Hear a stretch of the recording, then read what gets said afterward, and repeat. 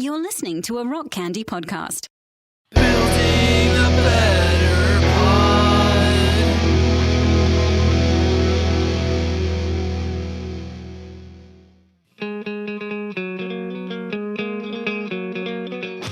Coming to you from Magnified Studios, Magnified Pod presents Pods from the Penalty Box, a nostalgic sampling of skate punk albums from the 90s Christian alternative scene. Join us in the pit. I'm Andrew. I'm John. And this is our podcast. John, Ooh. We are moving on to Dogwood. That's right. For those of you who are maybe listening to us for the first time, because maybe you're like, oh, Dogwood, that's sick.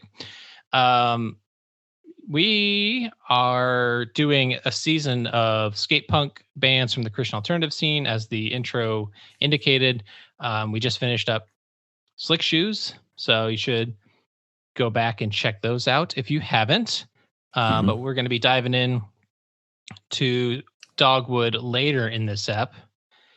Their second album, this is an abbreviated season, not doing entire discographies of every single band, trying to hit the big albums, the influential albums. So we're doing Through Thick and Thin today, and that's coming up in a little bit. John, I saw a music video today. Is that true? And I posted it on Facebook. Okay. Oh yes. I don't know if you've heard of this guy, Brett Domino. I don't think so.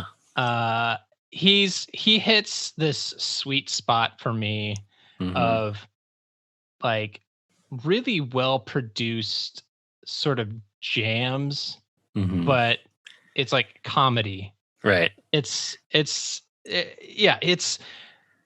know, I don't know. I feel like sometimes there are people who do these sort of parody videos or something that are a little bit more mean-spirited or just making fun of artists. But this guy does his own original songs that are just really, really well done. And he has this kind of like nerdy persona. Right.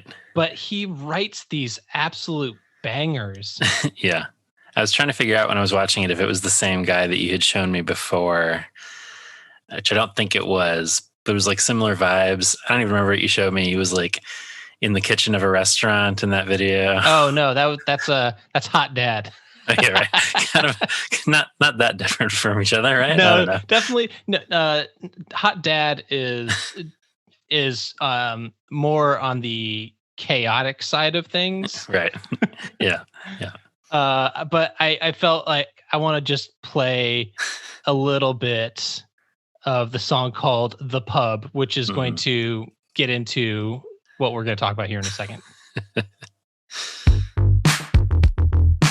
Yeah. So into this. I wanna go to the pub with you. When this thing has blown over, go to the pub with you. Or on my own is fine. I wanna go to the pub because the pub is where I wanna be. And if you wanna come, that's great.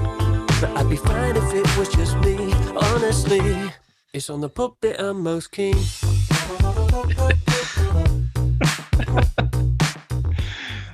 So everybody should go look up Brett Domino, his song "The Pub." Just like the pub.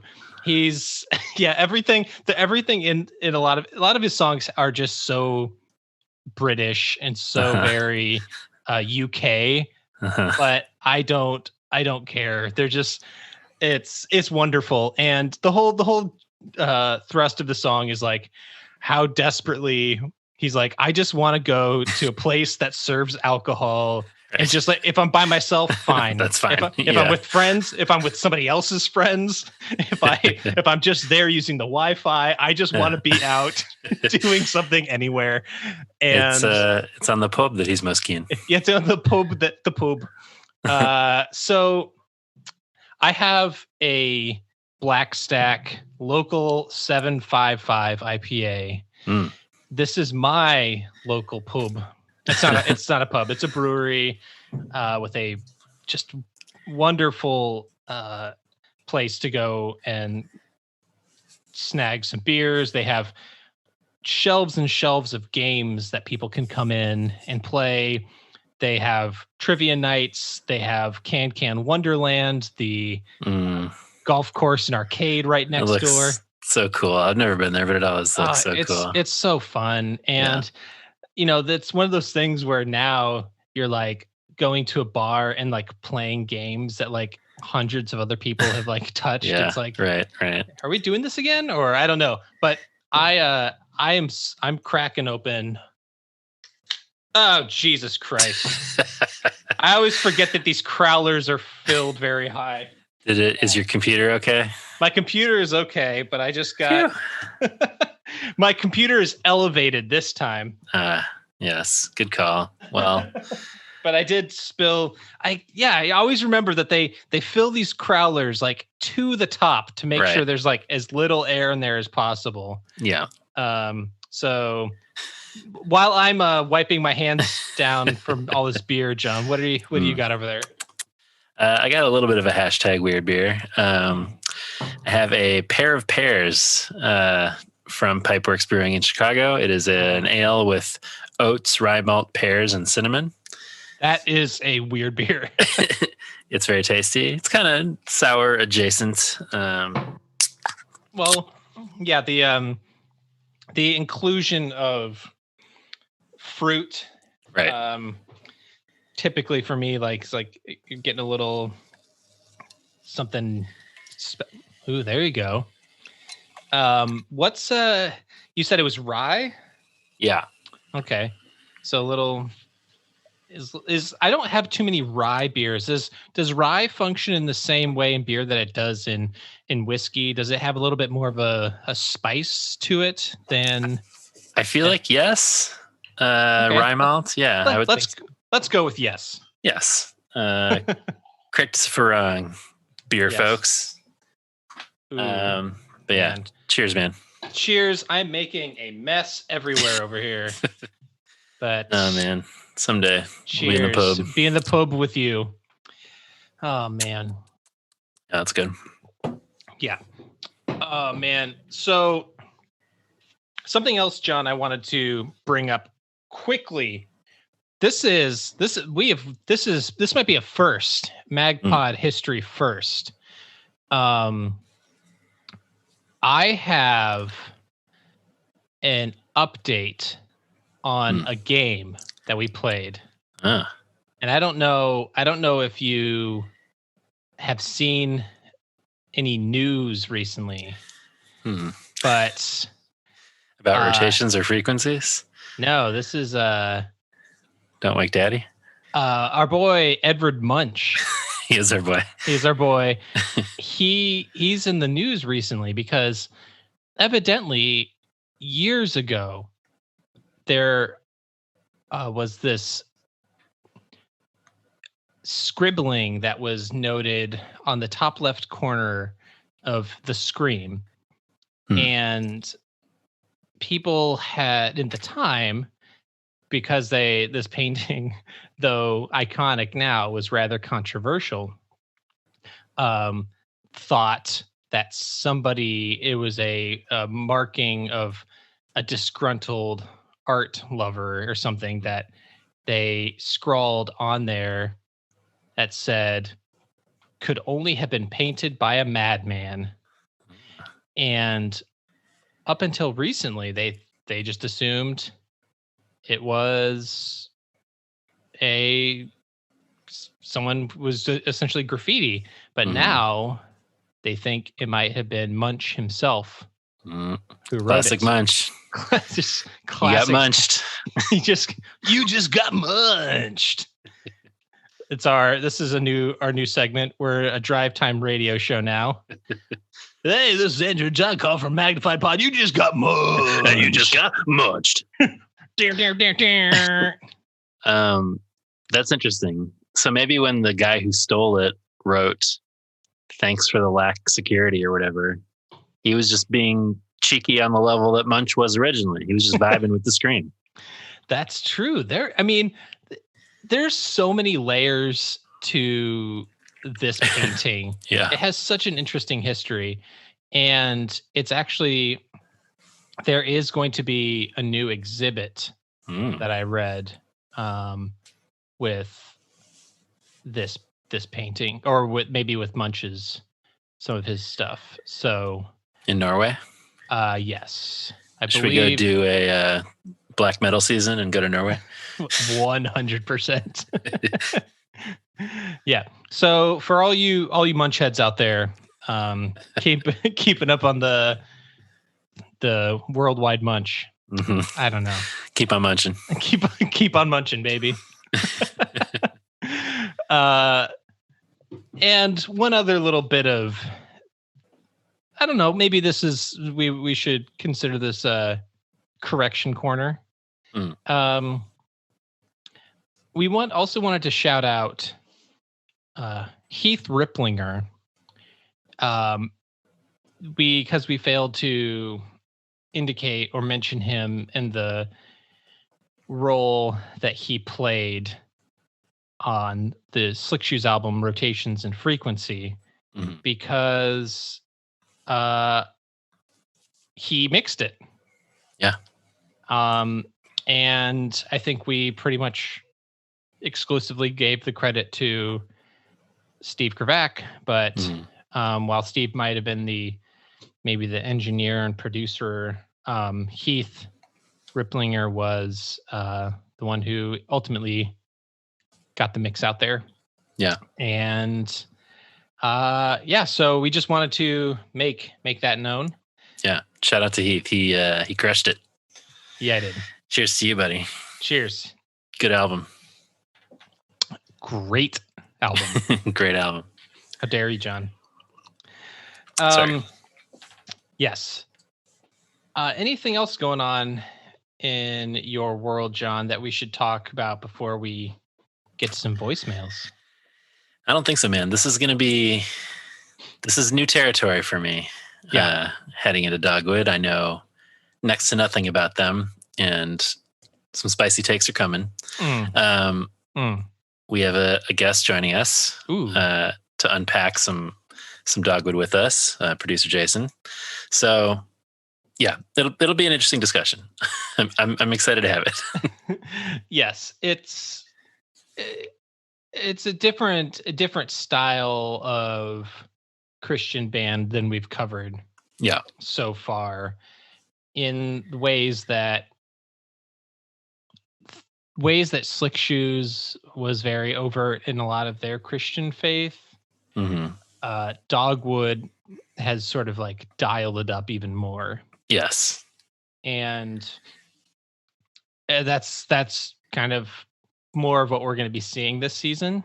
Yeah. And to more or less,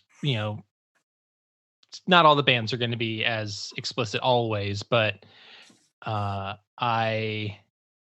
this is an interesting first album, I think, because I feel like it stands out among all of the records that we've covered. Yes. In almost 3 years on the pod. We're going from covering one of my favorite albums we've ever covered on the podcast last week to probably my least favorite this week. That's all I'll say for now. Yeah. But yeah, as we dive further into these bands that I wasn't as familiar with, as I'm listening to a lot of lyrics, I'm like, I think this is why I wasn't into a lot of these bands, because the super explicit Christian elements to a lot of the lyrics are kind of bumming me out occasionally. But anyway, I am excited to dive further into them. There are records that I enjoy of theirs much more than the one we're covering today. There are also songs on this album that I do really like. So anyway, we'll get there. We'll get there. Why don't we do some voicemails? We have a voicemail number. What is it? 872-762-4763. We We got our boy Danny Stairs. Heard of him. Hey, what's up, guys? Your boy Danny Stairs again, calling in regards to the game. I just want to give Andrew mad props. He throws out these movie questions to John Potter, who's a known cinephile.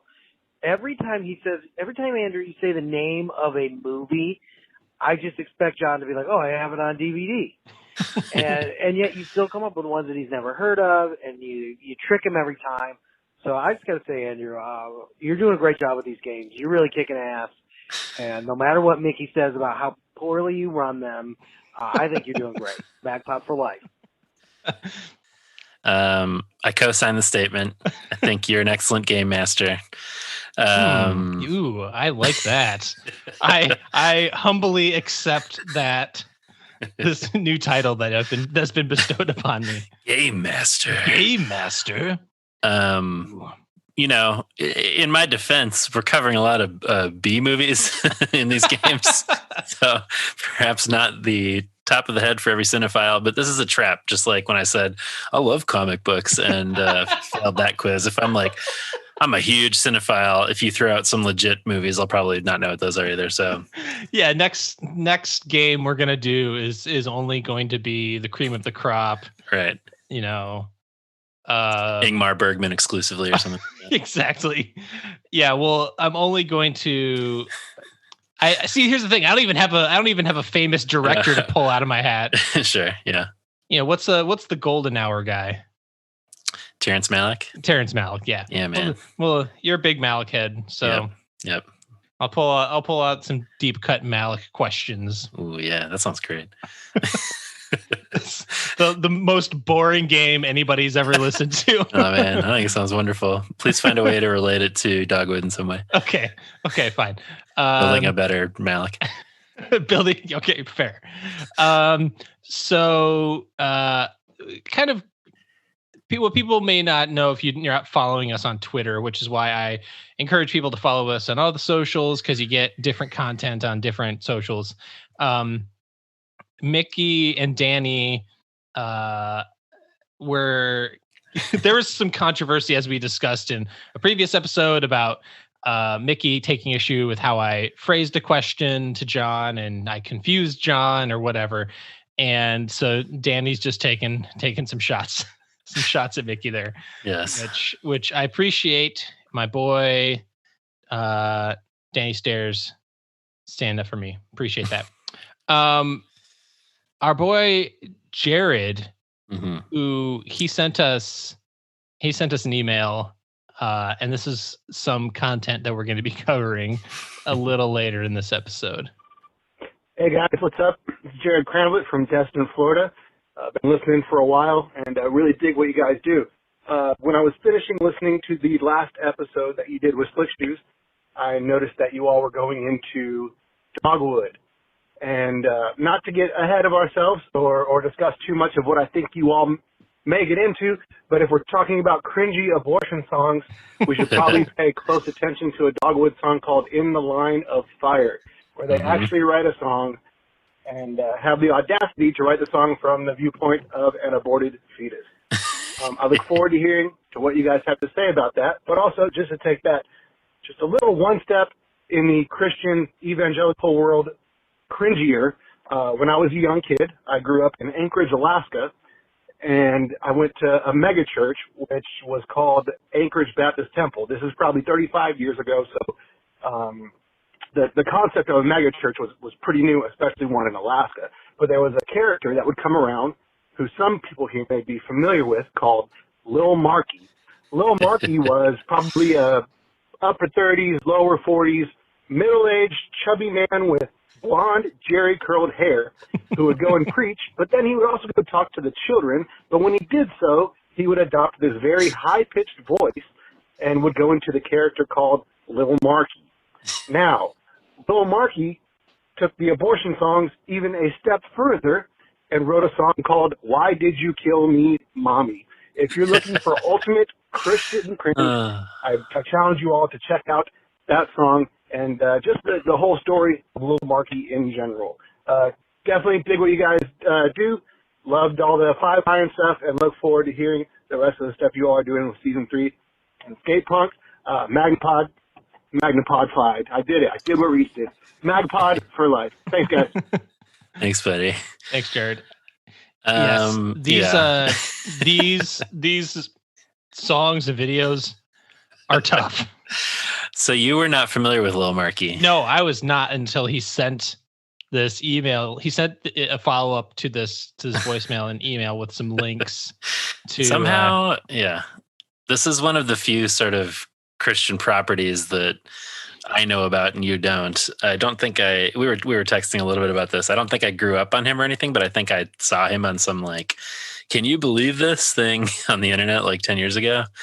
And this sounds like something that would have been on Everything is Terrible, like that. Right. You know that yes. site? Yeah, it was that age of websites for sure. But I mean, should we hear some Lil Marky or should we save that for later?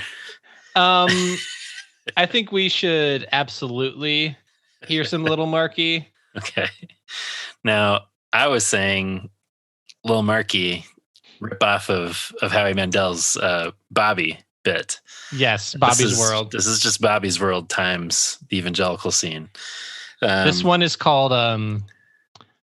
Diary of an Unborn Child. October 2nd. Today, my life began. My parents do not know it yet. I am as small as the pollen of a flower, but it is I already. I will be a boy. I will have blonde hair and blue eyes. Nearly everything is settled already. October 19th. I have grown a little, but I am still too small to do anything by myself. My mother does everything for me. Do anything by myself. This particular video, whoever put this together, it has a picture of Jesus in the clouds crying and saying why. My heart aches for all of you. Oh, Lil Marky. I can't listen to any more. Any more than that. But this is evidently something that has been going around since like the 70s, and he just put his own Lil Marky spin on it. Okay. And I don't know why. It sort of makes it seem like a joke. It sure does. Rather than a serious discussion or serious position. It just sounds like parody to me. That makes it even funnier because he thinks he's doing like a voice that little kids will be into or something. Get him on the pod. I'm on his LinkedIn page right now, so I'm just going to go ahead and contact him. Come on the pod. What does his LinkedIn say he does? He's a speaker director in the Dallas-Fort Worth area. The picture obscures most of his face. So that's interesting. He's got a mustache these days. No more mullet? No more curly mullet? Well, I can't tell. He's obscured. Perhaps there's a mullet flowing there somewhere. Anyway, truly fascinating piece of... although she still does not know that she is carrying me under her heart. Oh, man. Under her heart. Carry me under her heart. That's pretty good. I can't imagine doing this. But he also sings like this. Yeah, he does. Oh, he sure does. Oh man, what a guy. There are these billboards in like northern Minnesota. I don't know if you've seen these that say, "Smile, your mom was pro-life." Yeah. That just enraged me. And Lil Marky seems like he should be part of that whole messaging. Yeah. Anyway. Oh my God. So more of that probably discussion to come later. Yes. We got a voicemail, John, from this guy named TK. Okay. And unfortunately, I don't know if he's calling from the same phone that Danny Stairs uses, but it like cuts out a significant amount. So I was trying to find TK on social media or something to see if I could send him a message. But like, TK, if you're listening, we got your voicemail, but it was impossible to understand. It would cut out a lot. So give us a call back. We wanna hear what you had to say, but I didn't want to just ignore it and let it go by. So I know that the when you leave a voicemail, you just have to assume everything's fine. Right. But you can also, people are, I've said this before and you got mad at me, but I'm just going to say you could leave a voice memo and email it to us if you wanted, just to be totally safe. But we have a voicemail line. Let's use that. Yeah. Yes. It was one of the many things that, did I say I was going to quit the pod after that too or something? Probably. Yeah. Speaking of threatening to quit the pod, I did that earlier this week when we guested on the Exvangelical pod. So keep your eyes peeled for that. Keep your eyes peeled. It was a good conversation. It was. Hung out with our boy Blake Chastain, past and future guest. I think so. I don't know. We'll see. He's made it clear he has no knowledge of any skate punk. No skate punk knowledge, so. but if we end up hitting up that the indie season. Yeah, man. Talk a little Davey B. Talk a little. He's a Bazan boy like me. Talk a little Pedro the L. One of those. That's right. P the line. P the line. I don't know. We'll call. I don't know. Davey B. Yeah, sure. Anyway, thank you for those voicemails. You know what? Actually, we do need to hear this one last one from Danny Stairs. Leave before everything and after alone. What? He said leave before everything and after alone. Oh. Throwing Jen under the bus. Throwing Jen Mickey under the bus. Yep. This everybody is getting bus tossed by Danny Stairs this week. But this is sort of the leave Britney alone. Right. From Which, hey, that guy turned out to be pretty much right. So 1,000,000,000%. Yeah. Do we know? Actually, are we aware of that individual's pronouns, John? I don't know if we can. No, I do not. Safely assume. But whoever they are, have you seen the Britney documentary? Jenny watched it, and I watched some of it enough to make me angry. Yeah, I've thought about, it's on HBO, right? Yes, yeah. Man, Something like that. Do I need to get another streaming service? God damn it! It's just like there's certain things that I see that are coming out, and I'm like, oh, it looks sick. Oh, of course, it's on HBO. And you can use my friend's login that I use. John, you're going to get us in trouble with HBO. With big HBO. With big HBO. They were the ones who were like, we don't really mind if we know that people share. So. Oh, really? Yeah, I feel less bad about that one. Okay, good. Well, yeah, it's on Hulu, by the way. Oh, it's on Hulu. Oh shit. Yes. Well, then I have that. Yeah, I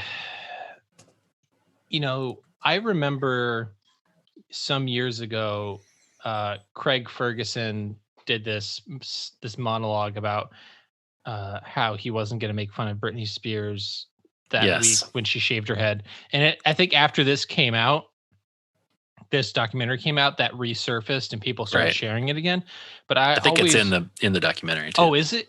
I believe so. Yeah, I remember that at the time and just feeling that was so powerful and unique for a stand-up and a talk show host when you felt, I feel like, there were certain talk show hosts that it didn't matter what was going on. Like nothing was sacred. Everything was fair game. And sometimes to me, that's just like, I don't like punching down, Right. Yeah. And I felt like that was so much of what even up through the 2000s, Jay Leno was like among the worst. Yeah. Like how many Monica Lewinsky jokes right were told in the 90s. And I have nothing but admiration for her now and what she's been able to come through, and she's been able to make it through that level of abuse and public shaming and slut shaming and everything. But yeah, when Britney was going through what she was going through and she shaved her head and everybody was making fun of her, and Craig Ferguson talked about how he was celebrating a sobriety anniversary, and he like told this extremely personal story about his sobriety and his hitting rock bottom, and it was just such an honest moment in television that I don't think I had seen before. Yeah. And it has always stood out to me as something really empathetic. The empathy that was there, and is rarely seen in those sorts of circumstances where it's much easier to he could have just as easily been made some joke ripping on her than moving on. Right. But he didn't. Yeah. He was also one of those people who put the typical sort of like talk show bullet points aside in favor of actually like connecting with people and stuff. Yeah. Seems like a good dude. Yes, I remember that moment and feeling like it was particularly fucked that we were as a society like laughing at this woman who clearly, was like reaping what we had sowed as a society of like tearing her down. Yeah, just all very sad. I do want to say Chris Crocker, the Leave Britney Spears Alone, Leave Britney Alone guy, does go by he, him. So I was correct there. He these days is a blogger, a songwriter, a recording artist, and a pornographic film actor. So, Oh, cool. Get him on the pod. Get him on the pod. He presents himself as an openly gay man who grew up in small-minded town in the Bible Belt. So, maybe he's got some Dogwood opinions. Get him on the pod. Get him on the pod. Chris Crocker. Anyway, so moving from that, send us all of your Britney Spears thoughts. That's our 4th season. Hey, speaking of Britney Spears, we covered another young woman pop star on the Patreon last week. Yeah, when we covered Mandy Moore's Candy. Yeah, we did. Covered by Slick Shoes. All right, calm down over there. Yeah, we did. Her love is as sweet as candy, John. And she, I think she had a kid this week. Oh, did she? So congrats to her. And I think she released a new song even or something. So, she got the Magpod bump. She heard we were covering her on the Patreon. She decided to have her kid and release some music. So congrats to Mandy. Congrats, Mandy, and her husband, whose name I don't know. Yeah. All I know is it's not Ryan Adams, that piece of trash. Very true. Taylor Goldsmith. Yeah. There you go. I love seeing. I don't know. Is this a weird thing to say? I don't know. I don't think it's a weird thing to say, but when people come out of shitty situations and are able to kind of persevere and make it through, and now she's in love and married and acting and making music again, had a baby. Like, that's great. I love that. I love hearing that. That makes me happy for her. Yes. Good job, Andy. Good job. May you tool around town on your VW bug to your heart's desire in perpetuity. Yes. All right. Well, if we don't have anything else to discuss in terms of late 90s, early 2000s pop stars or anything like that, John, I have a question for you. Tell me. Do you want to play a game? Yes, Game Master. That is correct. I humble myself before the rules of your noble game.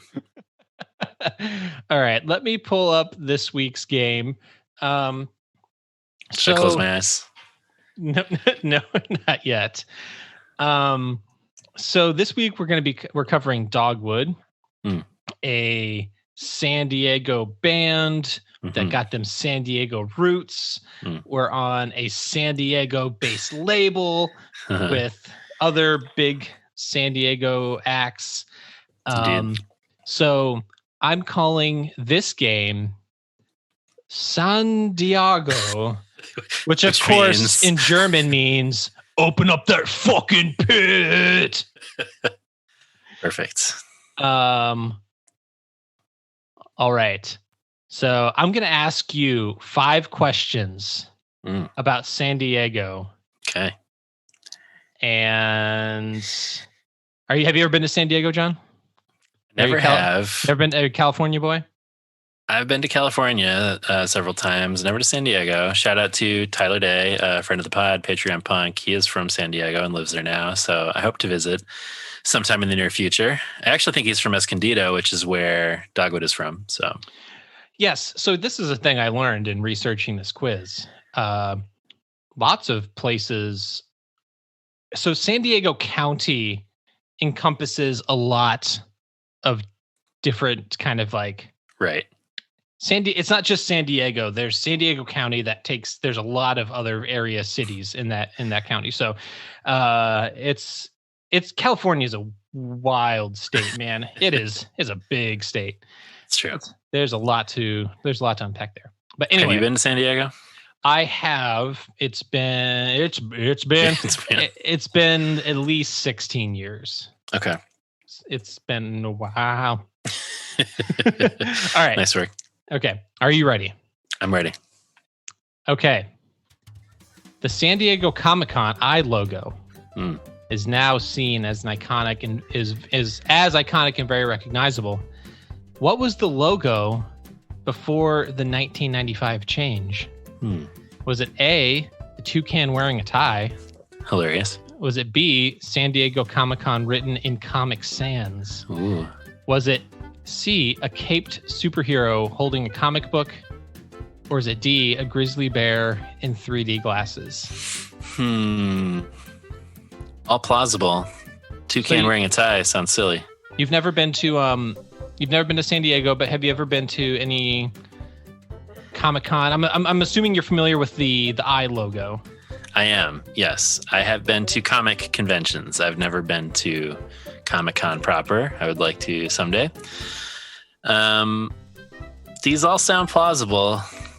I'm going with the most obvious one, which probably means I'm wrong. But were I to be designing a Comic-Con logo, I would do a caped superhero holding a comic book. The caped superhero, you believe, is the pre-eye logo. Yes. John, that is incorrect. Boo. The correct answer is the toucan wearing a tie. Yeah, so funny. I should have listened to him. What's that guy getting up to? He thinks he's people? That's actually what I learned was that the guy who did the drawing of the artwork for the toucan, who is still very much, that logo is still very much a part of the San Diego Comic-Con imagery. You still see him in a lot of their media, but he drew it because he thought it was funny to see animals wearing clothes. He's not wrong. Sometimes you'll see him wearing a bow tie and what looks like a trench coat of something. Right. I'm looking at him now and he looks familiar. When the 1995 logo was introduced, there was this one where his back was sort of to the eye logo, where it looked like he was sort of giving him side eye, like he wasn't happy that he was being replaced. Yeah, I say keep the toucan. Anyway, all right. So question 2. The San Diego Zoo in Balboa Park is home to over 3,500 animals and more than 800 species and subspecies. Animals aside, this zoo is noteworthy for a number of other reasons. Which of these is not true about the San Diego Zoo? A, the first ever YouTube video was shot at the zoo. B, Tracy Morgan said in an interview that he based his character of Brian Fellow from Brian Fellow's Safari Planet on a zoo intern who was shadowing a tour guide and commented on all the animal facts by saying, "That's crazy." That sounds crazy. Next week, my guest will be a potbelly pig. That sounds crazy. Oh, man. I'm Brian Fellow. C, the iconic cover of the Beach Boys album Pet Sounds is at the zoo. And going back to the opening, D, the San Diego Zoo is featured prominently in the movie Anchorman, The Legend of Ron Burgundy, but the filming was actually done at the Los Angeles Zoo. Panda Watch. Also from that movie. Yes. These are all good pieces of trivia. I don't know if any of them are true or not. One of them is not. That's the whole. Right. That's the. That is the. Do we need to break this down again, Mickey? Listen. I'm trying to explain to John how this works. I'm just saying they all. I will be pleased to know that 3 of these are true pieces of trivia I can have in my back pocket. Yeah. I think that D, San Diego Zoo, and Anchorman was actually the Los Angeles Zoo is my answer. You think that is not true? Yes. You think the other ones are true? Right. Okay. This is getting more confusing. I just want to make sure, because John, you are wrong. I made up the Brian Fellows Safari Planet one. Oh, that's good. Yeah, I guess why would he be in San Diego? Maybe, I don't know. But why would they go up? I guess San Diego's not that far from LA, but like, why not? Why go all the way there to shoot that? I don't know. They had the reasons. It was who knows? Who knows why they would have done that? I have you seen the first YouTube video at the San Diego Zoo? It's 18 seconds long. It's the founder of YouTube, one of the founders of YouTube, standing in front of elephants, gesturing to them and talking about their trunks. That does sound vaguely familiar. It's boring. It's how far we've come right. in YouTube. He doesn't have an epic fail while he does it or anything. No, he just says basically what's interesting about elephants is they have long trunks. That's crazy. I'm Brian Fellow. Oh boy. All right. 0 for 2, John. Not doing well. No. Not doing well. Come on. This is about music, though, John. Maybe you got this. Many legendary musicians and bands have come out of San Diego. Which of these artists is not affiliated with San Diego? A, Eddie Vedder. B, Tom Waits. C, Jewel. Or D, the Bouncing Souls. And to clarify, I'm not saying that all of these people were born in San Diego. Right. I'm just saying that they have deep roots in San Diego. Sure. Yeah. And I feel like you're trying to trick me with some of these, because all these people are not associated with San Diego. Eddie Vedder famously from Chicago and then Seattle. Evanston, actually. Jewel famously an Alaskan. Bouncing Souls famously New Jerseyites. Tom Waits, as we've discussed, he bounces around, but he's not doing his main hangs in San Diego. Boy.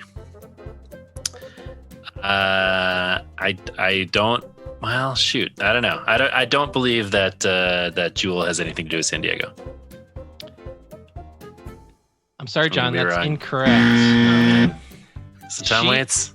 No, it's the Bouncing Souls. You're right. They're straight. They're straight Jersey, bro. They are straight Jersey. Nothing to do. But Eddie Vedder, he moved to San Diego and was living in San Diego, and playing in some bands there before he was, I believe he was scooped up or was before he started doing Pearl Jam. But like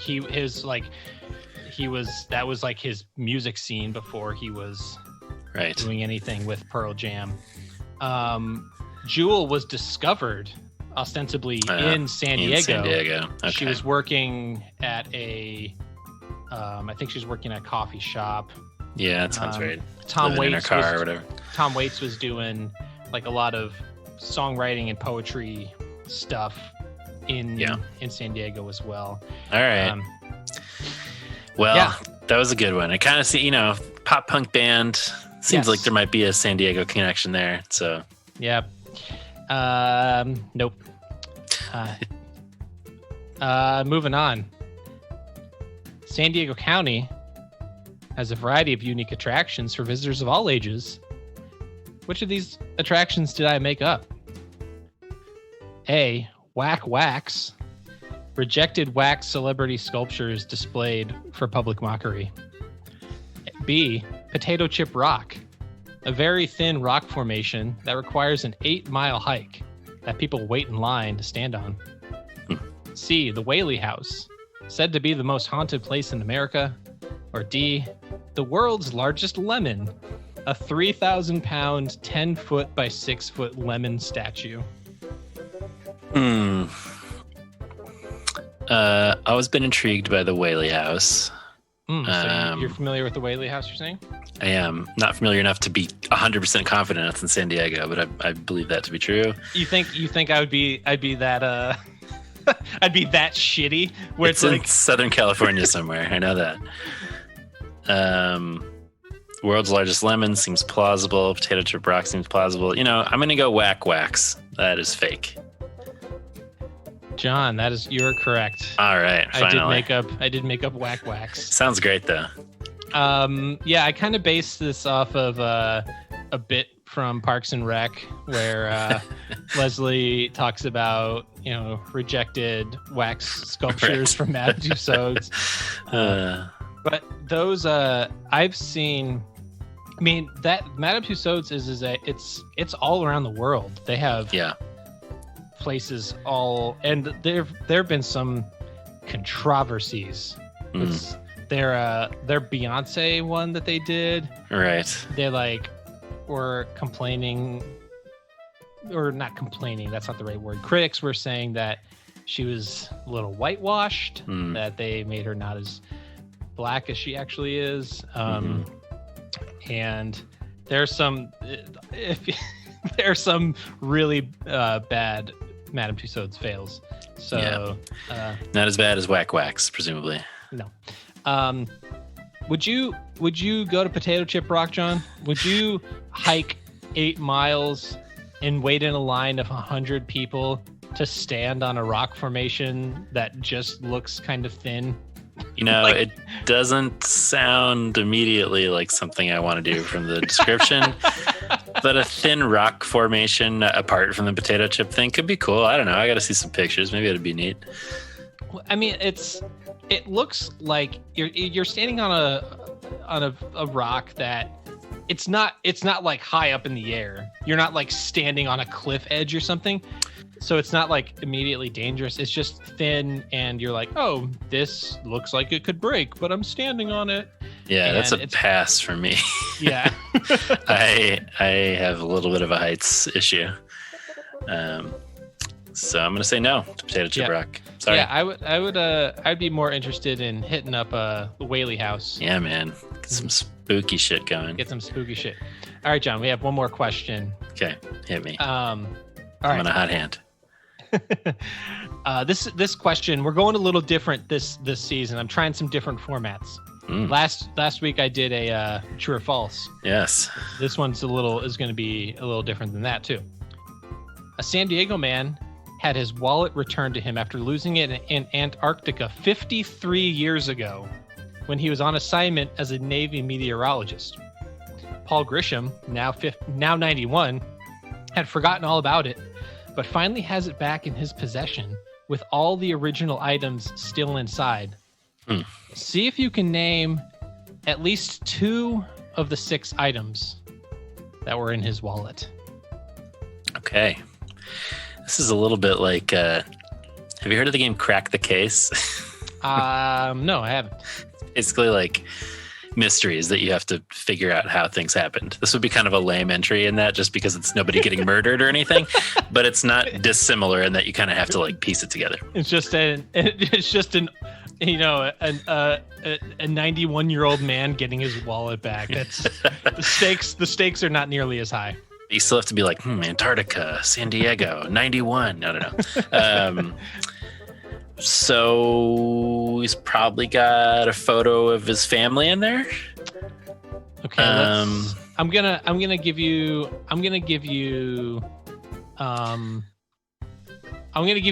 5 guesses and see if you can get two out of those 5 guesses. Sure.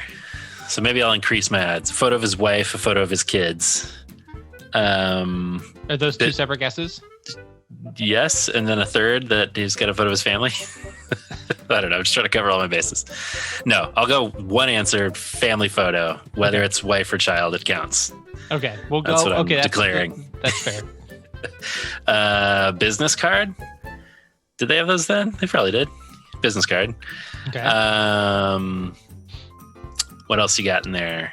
Cash? Do I have to say like the exact amount? No. He's got some dollar bills in there.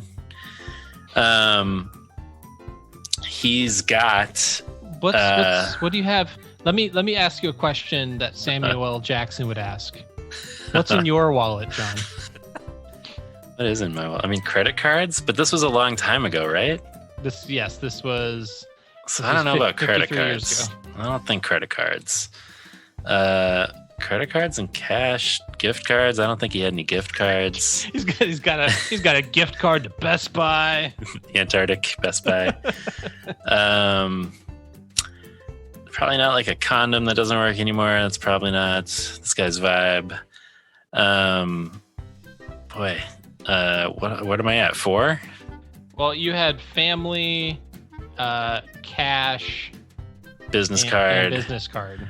He's probably got it like a Post-it in there with like some stuff written on it, maybe like some directions or something. Okay.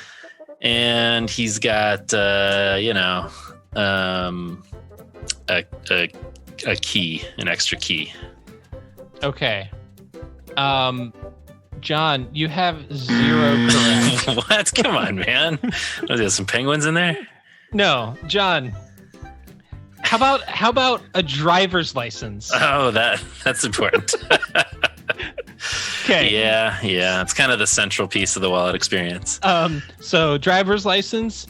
He also had a Navy ID card. Sure, right. I threw out that he was in the Navy. Yeah. See, this crack the case stuff right there.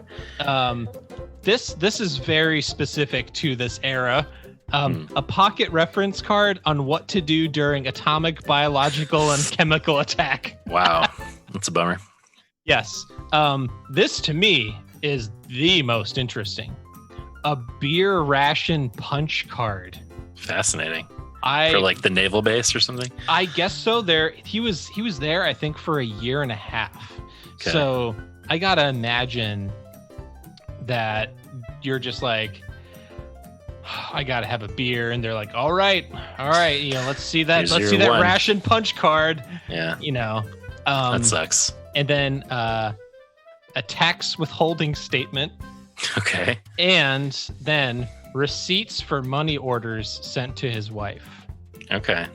No photo of his wife though. No photos. But so. Well, that's a fail for me. Sorry, John. Boy, driver's license, not my best. No, I tried to give you. You tried to help me. I tried to help you with the Samuel L. Jackson there. Yeah. Oh well, 1 for 5. Yeah. One of my worst showings yet. But I had fun. Yes. This was, these are some, specific deep cuts here, but Yeah. What are you gonna do? Well, San Diego sounds like a great place. One of these days, when we do, when everything in the world and is open back up, and we can go to the pub, wouldn't mind hitting up a place like San Diego. Yeah, do a Magpod meetup somewhere. That's right. Stone Brewing out there. Yeah, go hit up the brewery situation out there. Magpod meetup in Southern California. Potato chip. We'll do a Magpod meetup at Potato Chip Rock. We'll all hike 8 miles. We'll take a group photo on Potato Chip Rock. Sounds wonderful. Hit up the Whaley house. Get scared. Man. That sounds good to me. Yep. All right. Should we take a break and come back with some Dogwood? Oh yeah, we should. Hey guys, my name is Matt Langston. I am a music producer, a mix engineer, and an avid unicorn enthusiast. And I would like to invite you over to my podcast, 11D Life. On 11D Life, we get to talk to your favorite artists, producers, and creators about what makes them tick. We take deep dives into where they get their juiciest inspirations from and how they keep from being cynical about all of it. We even get to pull back the curtain on my band, 11D7, and share some fun insider tips and tricks for our fellow bandmates and creators out there. So be sure to check out 11D Life right here on the Rock Candy Podcast Network and wherever you get your favorite shows.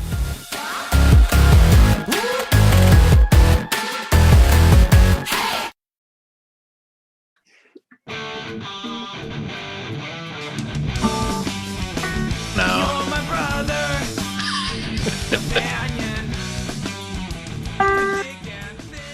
I remember we used to cover that one. Nice. Yes, we're back. And you know who we're talking to? You heard him. He's got his axe. He's an axe man. You're my brother. You're my companion. Hey, you guys are my brothers and companions. We got Jason Zymet, shadow producer. Welcome to Magnified Pod, my dude. Our brother. Our companion. Our companion. I can't wait for this record. You guys have no idea how much this record means to me. Yes, this is why you're here. You know, we this is an album that doesn't mean the same thing that it means to you, and knowing what it means to you, I just felt like it would be a disservice to discuss this record and have it go by knowing what it meant to you and the ways that it has informed your songwriting and kind of like where it landed for you at a time in your life. I just feel like we needed to do this album a little bit more served. We didn't want to do it a disservice. So thank you. I appreciate it. And you're listening to it with like ears in 2021, maybe for the first time or the second time. 100%. And for me, this album is like tattooed in my brain. So right. I can defend it. I can defend it, and I can also find all of the laughable offense in it. Sure. Yeah, and that's John and I had those same experiences going through a lot of MXPX and 5 Iron, and being able to be like, this rules, but still looking at some parts and being like, does this hold up? Not so much. Yes, we are talking about Through Thick and Thin. Some may be asking why we're not starting with the first record, Good Old Days, but we will cover that on the Patreon next week. We deferred to our shadow producer here and said, you know, if we're sticking to a maximum of 4 episodes per band this season, which 4 should we cover? He said Through Thick and Thin should be one of them. And I think that makes a lot of sense. You know, I would say I prefer Good Old Days probably. But Through Thick and Thin has Preschool Days, which I think was like their first single, right? Yeah. And has a video, although I've never seen that video. I couldn't find it. And All Hands on Deck is certainly a song that Dogwood fans know. So I feel like this one is more of a sort of cultural touchstone than the first album, right? Yes. And Good Old Days really suffers from like a lot of repetition in song style. Yes. There's also like 55 songs on it. 55 songs. And I would say easily 52 of them are the same song. Yeah, that's probably fair. So, yeah, it's a unique record, this one. First released May 20th, 1997 on Rescue Records.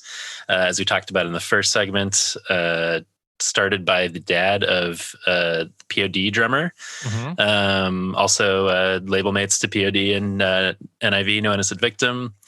We got it, but we got, bro, you can't do some Dogwood context before we get into the album. Yeah, here. you can't do my boys in Nailed Promise dirty. You gotta shout out. True. You gotta shout out Nailed Promise. Can't forget about Nailed Promise.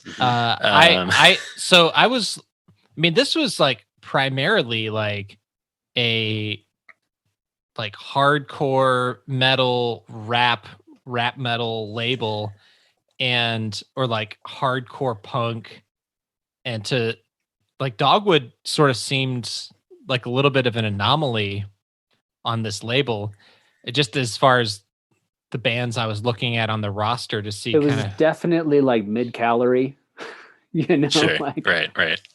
like Rescue Records Zero is what we would call it now. Like it was the lightest fare, the least obsessed with Christian social justice, or if you want to call it that, back in the days. Like these are the guys that are having fun, and that all the bands on Rescue Records told tour stories about tipping over porta potties at night after the show. That's these guys. Sure. They're having a good time.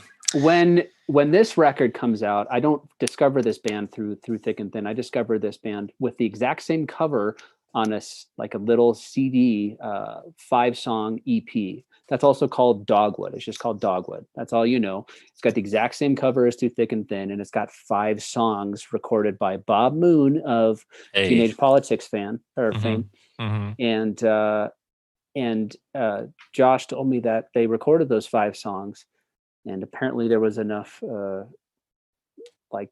interest in those particular songs to make a full length out of it. So they went back to Bob Moon and recorded the remainder of these songs essentially after the EP came out. It got into Christian bookstores through Diamante, and it was an anomaly in that most of the time there was only one other example that I can think of in Christian bookstores with distribution where you saw a little flat CD, cardboard, basically a promo, and it was the Goaty Hook Value Pack split that came out before either of those records came out. So Dogwood and Goaty Hook and Value Pack, you could walk out of a Christian bookstore with these promo CDs for under $10 combined and learn about 3 new bands that all seemed in the vein of, for us, like Fat Records music and Epitaph music.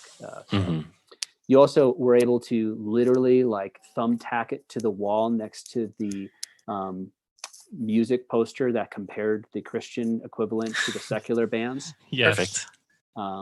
So I'm not even kidding. I remember getting the Dogwood CD, pulling a thumbtack out of the wall because it was punched in where the word Dogwood was, and next to it said No Effects Lagwagon and No One Calling. I think those are fair comparisons, actually. Very they fair. are dead on accurate. Yeah. Some of those comparisons are questionable. That one seems pretty legit. No, Josh sounds like there's some points on this record. If certain lines were pulled out of context and you just heard a certain line sung, I might be able to be convinced that it was Fat Mike for sure singing. And there's some moments in here that I'll point out where you literally can't tell the guitar tone, the drumming speed apart from the Life on a Plate Millencolin record. They're almost the exact same chord progressions, the exact same speed, the exact same pauses. Yeah. So you can tell what these guys were under the influence of, but by extension, what the rest of us in youth group who were discovering this sort of punk music scene in the Christian realm, what we were all under the influence of. Yeah. We were all there listening to Fat Wreck bands before we burned our CDs at summer camp. Right. This was it. And listening to Christian equivalents. Listen to those fat comps, the Punkorama comps. Oh yeah, you got them at Zoomies and Journeys right when they were opening those chains, and they give you Punkorama for $2 or whatever. Yeah, we were just talking about that, comps that were just like $2 by the door or whatever. Right. So that leads to an important question that we haven't gotten to yet, which is, when did you guys first hear of Dogwood? Jason, I'll defer to you for this. It was definitely 97, right at the Christian bookstore on the wall. And not knowing what it was, but looking at these kind of blurry photos of these guys. This is the worst cover art, but these guys all look like me. Yeah. In this, like middle school, high school era. So when you saw the flat CD, that was the first time you'd heard of them? Totally. Okay. Yep. And Andrew, you got on board by the next record. I think honestly, thank you. Honestly, if you will, I think my brother had More Than Conquerors. Okay. And I think that was when I first heard them. So, in the same way that, Brian, my brother, had upbeats and beatdowns, I think he also had Dogwood, and so I think that was kind of where I first heard them. Sure. Yeah. For me, they were one of those bands that I always knew about, but I don't think I ever saw them. I didn't have any of their records. So this is really the first time I'm hearing most of their stuff. And it will be interesting. There's some stuff that I really like, and as the records go on, I like them a lot more. There's also some stuff that I do not care for. So we should cover band members. So as we said in the first segment, Escondido, Sannn Diaagooo adjacent, formed there in 1994. They went through some rotating membership over the years, but the core group, usually Josh Kimball on vocals, Russell Castillo on drums, Sean O'Donnell on guitar, and Jason Harper on bass. Does that sound correct, Jason? Yes, not on this record, but that's true. Russ and Josh are definitely core to the whole narrative. Okay. And yeah, they have six albums, I think, between 1993 and 2003, basically. And they played some shows over the years after 2003, but I think it was mainly those reunion shows with MXPX and Five Iron in 2017 that were kind of their most recent efforts on the road, right? Yeah, most recently, I'd say the last 4 or 5 years, for sure. Yeah, and I don't know that there's a lot of these bands that we're talking about this season. There is some rumblings of new stuff. I don't know that I've necessarily heard anything about that with these guys, but Josh definitely keeps busy on SoundCloud and still releases stuff frequently. Cool. Just under his own GarageBand sort of recordings. Okay. So good to know. Yeah. Yeah. Do you remember the first time you saw him? Did your first Dogwood Cornerstone, show? 1998 for sure. Ooh. I saw them right. Year. Russ couldn't make it that year, which was like for everybody. There was a few like monster players you wanted to see. You wanted to see Jackson Mold live, and you wanted to see Russell play the drums live. Yeah, man. These were just like, and you wanted to see the new Zayo singer that everybody had been like talking about. Everybody's talking about how Sean Jonas was leaving Zayo, and he recorded the first Tooth and Nail record, which was called Splinter Shards. And they got a new guy that everybody said was ferocious and terrible. And you also wanted to see Zayo because they didn't have a bass player. They just had 2 guitar players and a drummer.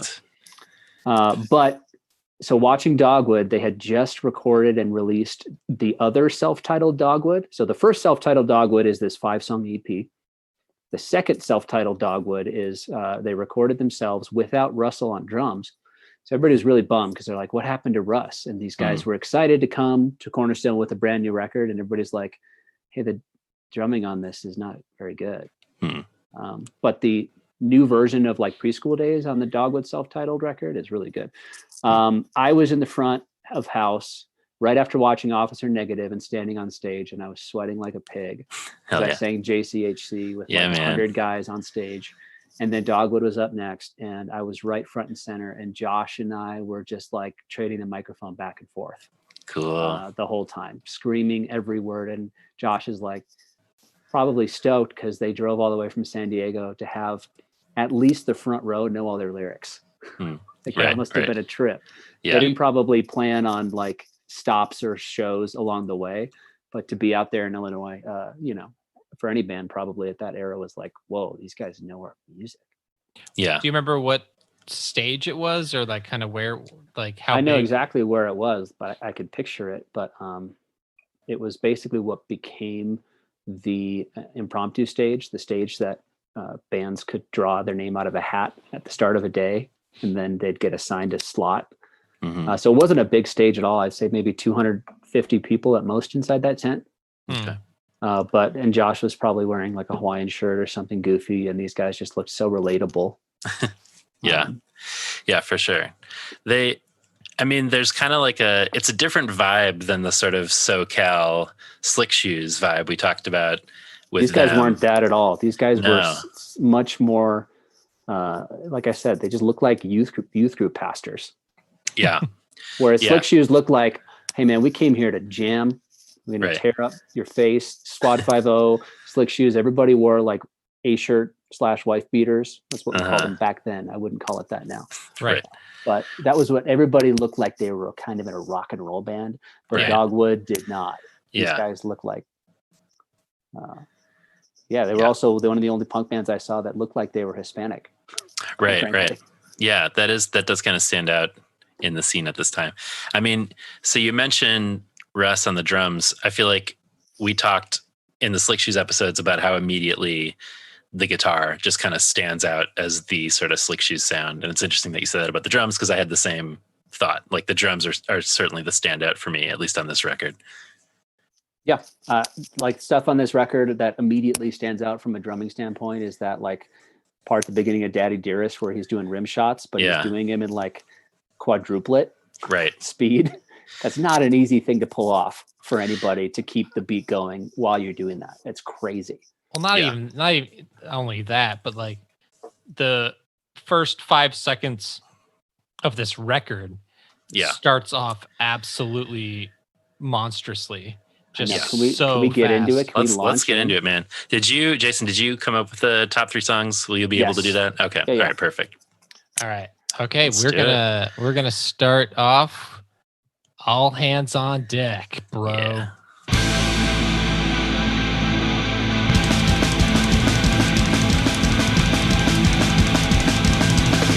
Sailing these seas alone, I realize I can never make it on my own. Conclusion from experience, this arc of mine has run a leak. I think I've built my body weak. I need your help to make me right. I'm the captain of this paper boat that cannot stay afloat without a natural love. Your love, perfect. I'll recollect and then reflect the blessings you have given to me. Friend, we must try to stand tall, stand proud. Let the Lord declare out loud the things He's done inside our lives. The tides now rise. During Your Love is Perfect, one of the things that like the drummer in my band and I really wanted to see is if Russell did that with one foot. Because it sounds like a double kick where he's going, Right. Yes. Right. And he did. Oh, fully with one foot. Yeah, man. His calves must have been sick. He was burning them calf muscles, man. Yeah. And I love that little like noodly, just simple guitar refrain of Yeah, for sure. It's amazing. Yeah. Love Yes. it. This is This is also my my number number one. Yeah. Of course. Yeah. Yeah. How could it All not right. be? All I three of also us. love that at the end of the song, when they get into Lord, You're the Captain That I Wish. Yeah. Um, Agreed. Yeah, that it's part is sorry, go just- ahead. Yeah, you can go ahead and play it. There we go.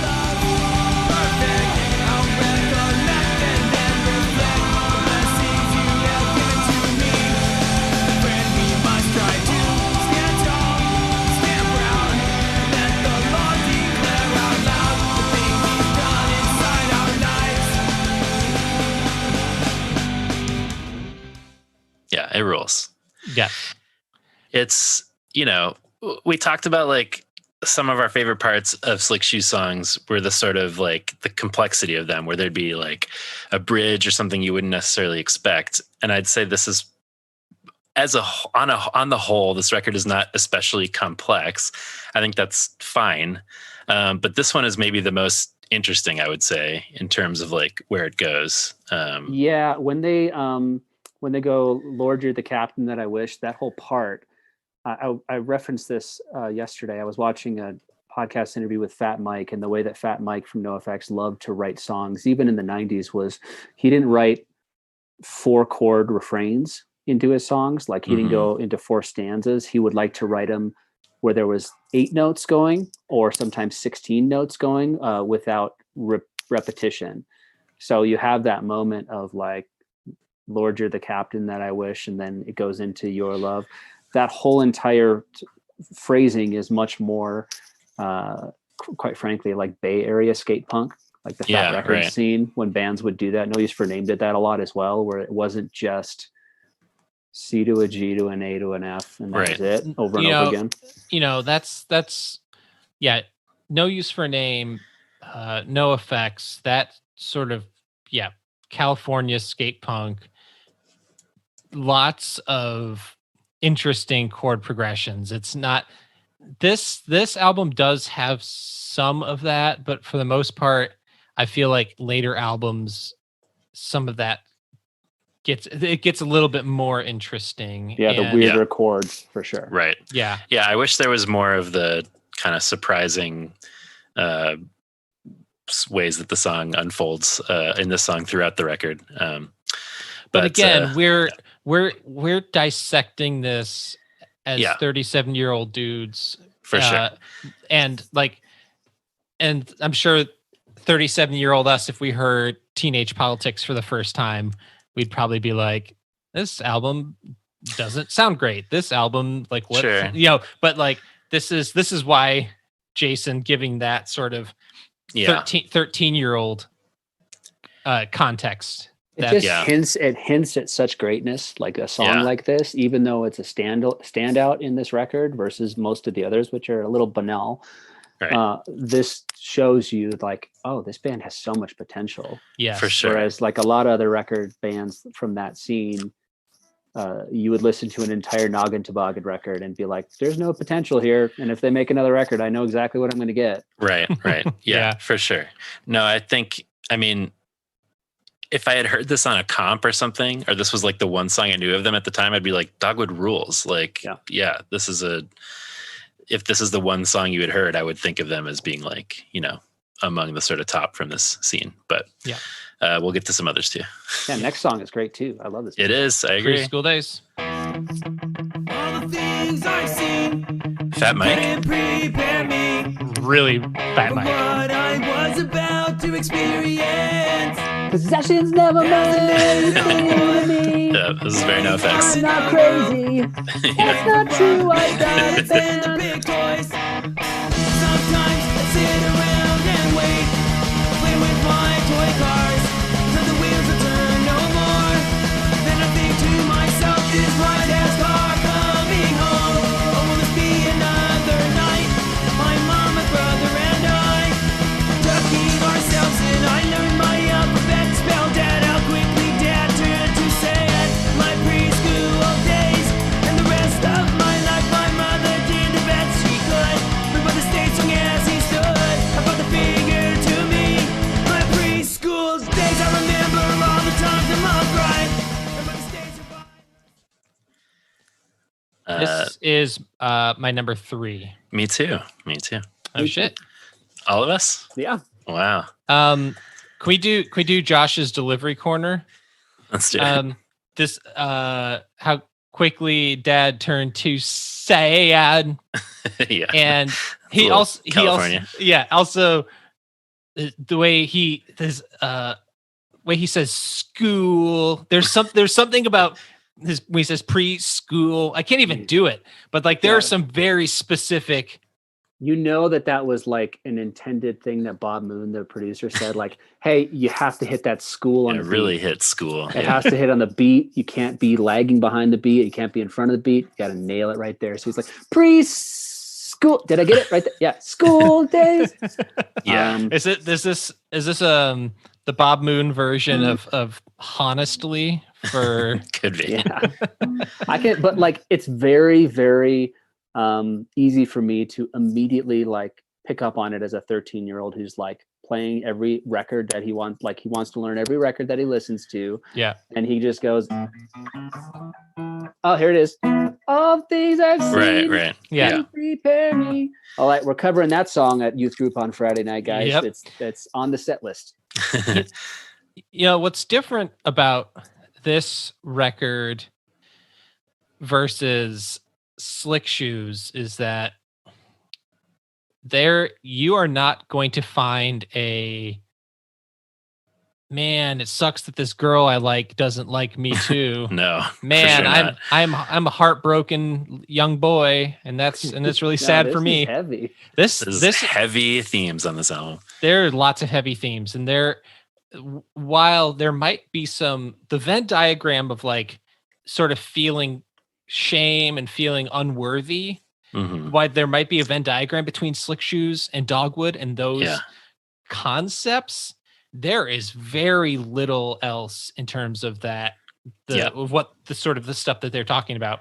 Yeah, and that's not saying one is better than the other. I'm just saying kind of going from it's just a different style of California skate punk where it's like, skate punks where dudes are going to the beach. We're talking about girls. This is like, my dad left. Yeah. This is just like, this is heavy stuff. Yeah. And I think, Jason, when we had a brief conversation with Josh Kimball. Humble brag. Not really a humble brag, but just like I appreciated it so much because that gave me a lot more context that I think I sorely needed for this record. Right. Aside from just your personal experience with the record, hearing him talk about like how he wrote from the third person, like Preschool Days is not about his story. Right.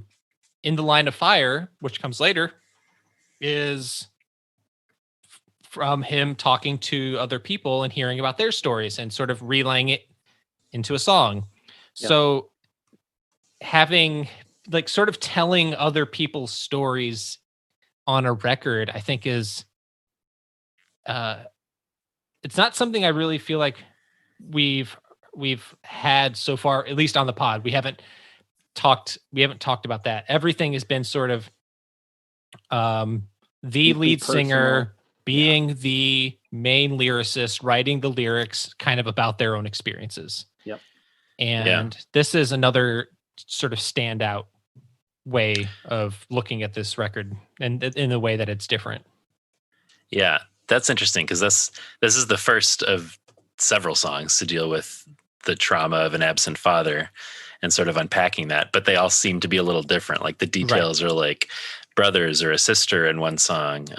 Yes. So one's about being molested by your dad. Right. Yeah, exactly. It's either songs that are like explicitly Christian or songs that are about this trauma that might also involve explicitly Christian lyrics. And that's sort of a shift from, as Slick Shoes moved more in that direction, but like these are like more explicitly Christian lyrics than I was typically listening to as a kid. Right. And I don't know. I don't think it's here. We'll get to it later, but there are some times when it's like, I respect them for going after the song Jesus, for instance, is just straight up a parrot. Like, okay, I read you the Bible story. Yes. Right. Yeah, exactly. To music. Yeah. I don't know if I need that necessarily, at least in this vocal delivery. It was really fun. I will tell you, it was really fun and useful to a 13-year-old to like, sure. Hey, come to youth group. Why do you want to go to youth group? I don't want to hear about Jesus. No, you got to hear about this Jesus from track 12 off of Too Thick and Thin. Because he's kind of a badass. Right. That makes sense. You know who else didn't like the establishment? My Lord and Savior. I guess you could say he was the first punk rocker. Yeah. I will say this, like both Dogwood and Craig's brother do this. They tell this sort of different narrative, and they did it while looking and acting very relatable.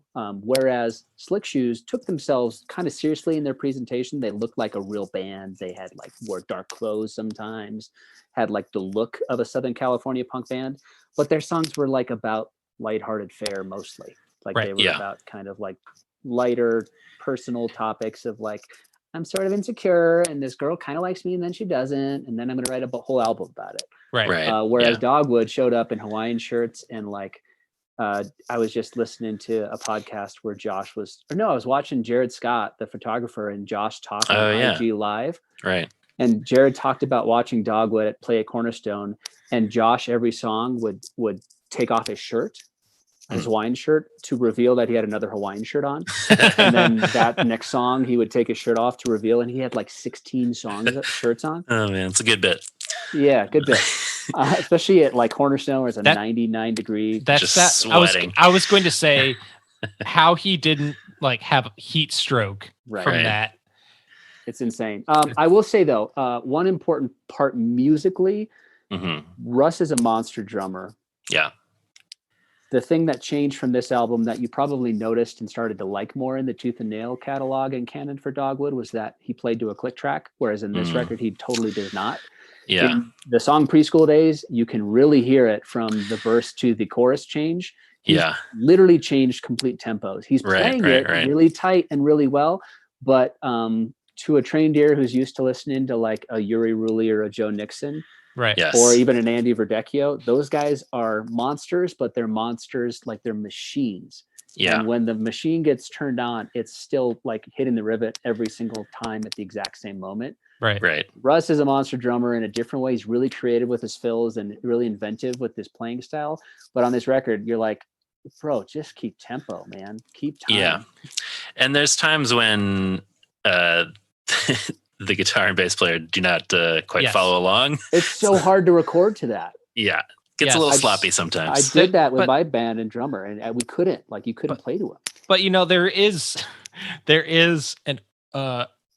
so I don't remember which song it is. It's the very opening guitars that they like were doing layered or doubled guitars, and they get out of time with each other.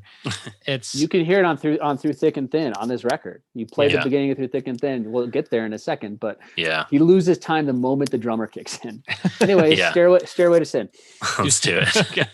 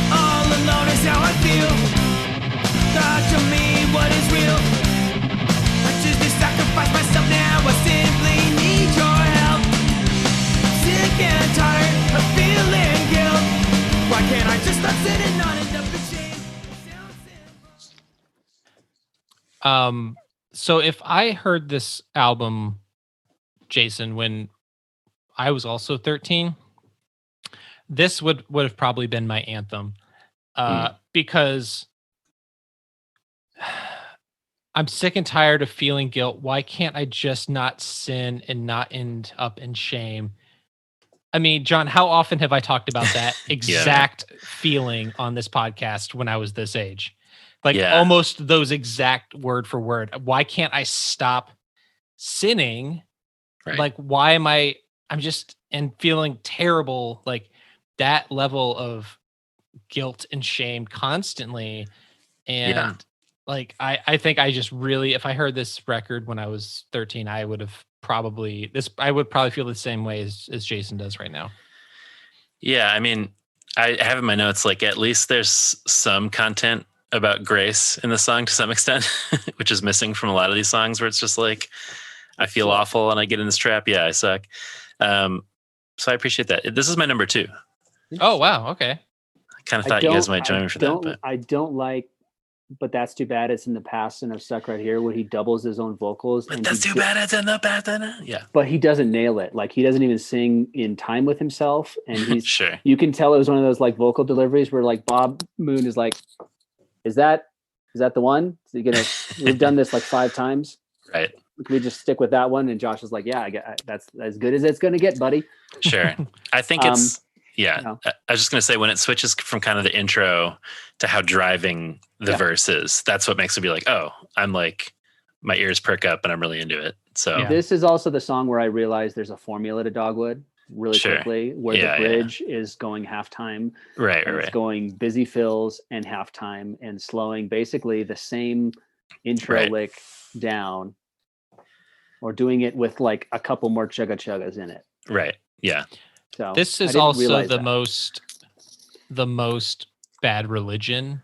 Yes, song. It does sound like Bad Religion. Yeah. Especially the very beginning. The mix is not very good because you could tell there's this ooh. Right. They try to do.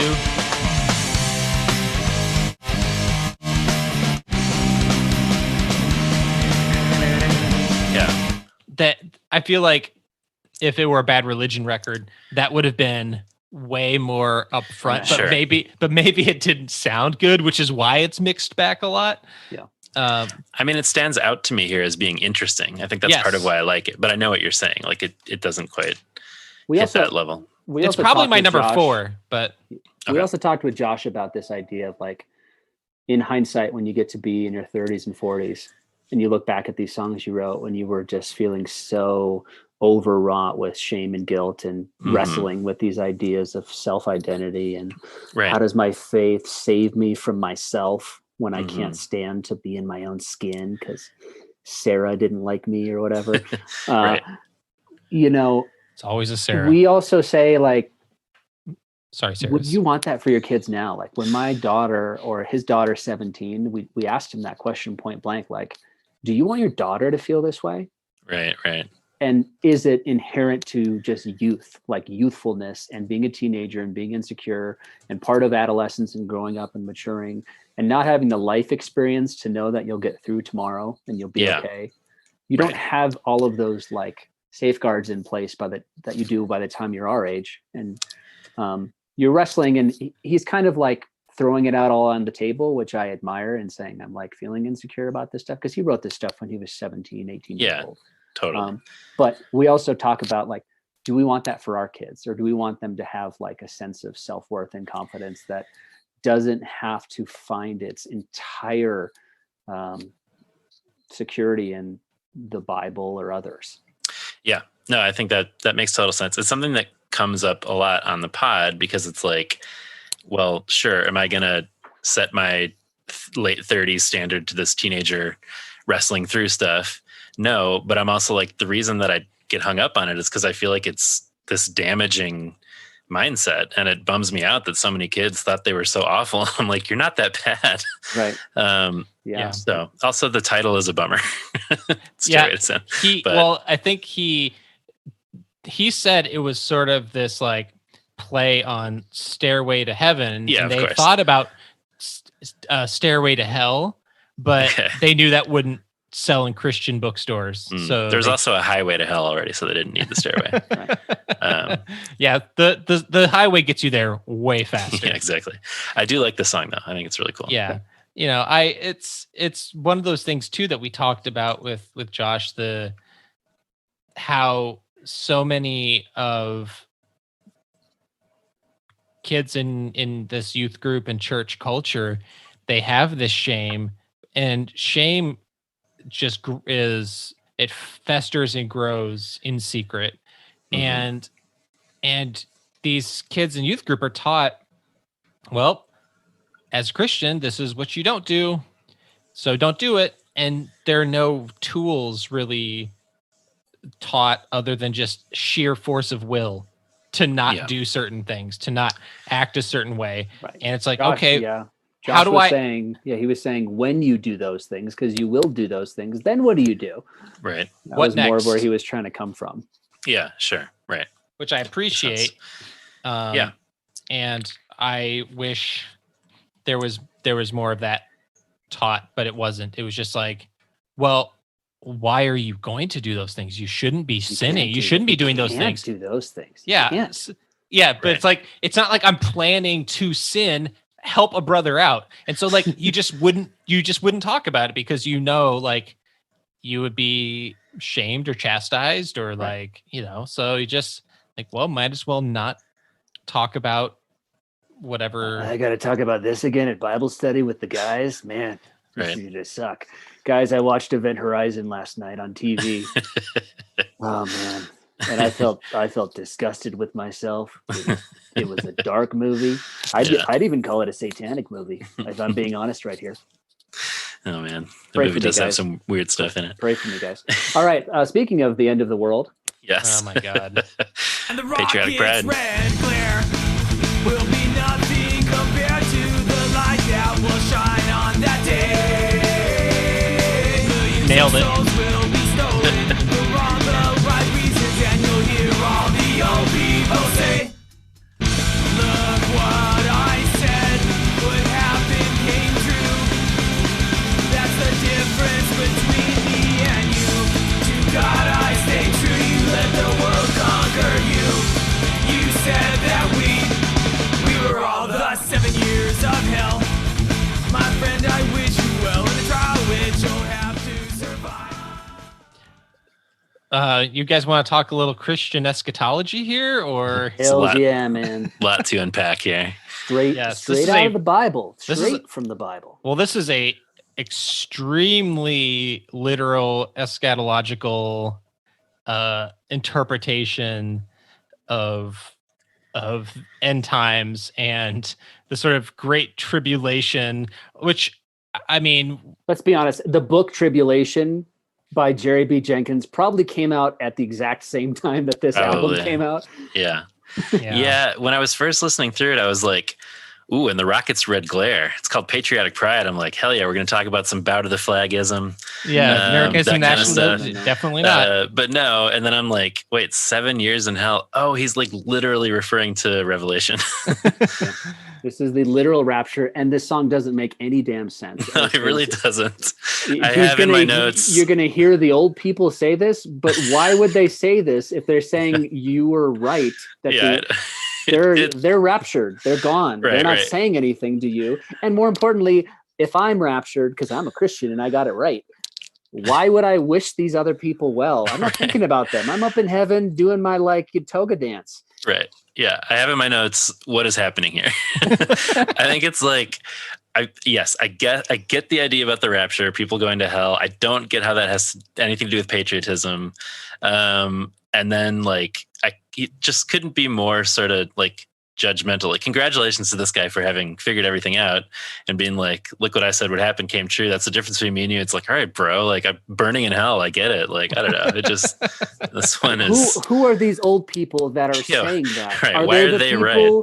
No, but think about it. If they're saying it, they're still not raptured. They're the ones living through 7 years of hell. And you hear all of them saying, look what I said would happen. Well, if you said it was going to happen, what the fuck are you doing here? Yeah, it's very confusing to me. Do you guys know why? Like, what's the patriotism thing? Is it supposed to just be like? I think it literally just was a killer first line. Sure, that's fair. He's like, we can use that. I mean, I've got this hell song. We can tack it onto that one. Yeah, let's just make it about. We can't get there, but let's just do it anyways. First line's about Rockets' Red Glare. Let's just do that part. And later we'll have a song about lust, and we'll somehow work in the Pledge of Allegiance. We got to do it. Yeah.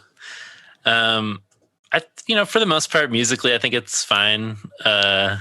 Those vocals, a little tough sometimes. They're tough at the onset. They're tough from the first line. He's not even hitting a note. He's sort of barking it. True. Can we go past this song? I can't. That's fine. It's note adjacent. It's the notes are there. Ballpark of an E. He's around. He's circling them. But this song is tough for me in all of the ways. All right. Tribute.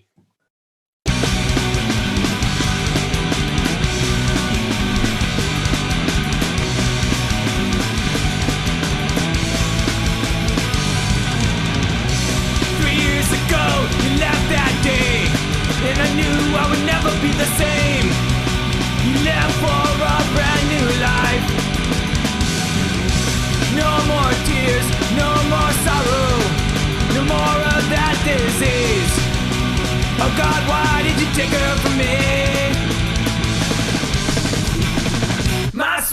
body up, my beloved friend. God put your suffering to an end. Can you see me from heaven? There is a lot to like about the song. I like, obviously, a song paying tribute to a friend that you lost. It's about a friend or his mom? I don't get it.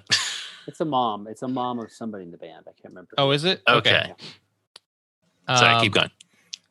Okay, yes. Okay, that makes sense with your says, baby I love boy. Your mom. Yeah. Your baby boy will Please make don't it fear. down here. Anyway, I really love the chorus and the drums and like the dropouts and everything. I think that's sick. I have always had a problem with God took her from me. God put her suffering to an end. That way of thinking about or rationalizing loss is that God is causing your grief and causing your loss.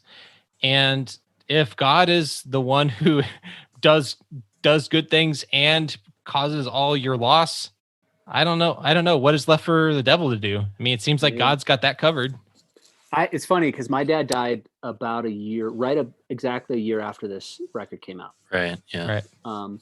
And right when this album came out, I was in Seattle where my dad was getting cancer treatment for leukemia, getting a bone marrow transplant. So in 97, that summer, I was there. And the way that I looked at it was before my dad died and then after he died, I think For Better or For Worse by Slick Shoes was like my anthem more so. But with this song, I kept going back to it over and over again because it's my number 3 or my number 2. I mean, sorry. Oh, wow. The reason it was my number 2 is because it was more like God was rescuing me from my grief and God was rescuing me from my horrible circumstances, or maybe rescued my dad from the suffering that he was going through. Like he was in really bad sorts in a coma for 6 weeks, but waking up basically in screaming pain. And we sat there in the hospital watching him do that from Father's Day in June of 98 until he died on July 20th. So for me, it was like God didn't either cause it or like God was suffering with us in our family. God was grieving with us in our family. I like that so much more. And that's a better way to say it. I would agree with you. Yeah, also, I think it's a beautiful way of thinking about it. Like, yeah, so this was like, it was a big song for me. I remember at that time. If you can do me a favor though, like, are you able to look up something on Spotify or not? Yeah. Can you go to Millencolin Olympic? I'll go down like a little bit into it, just a little bit.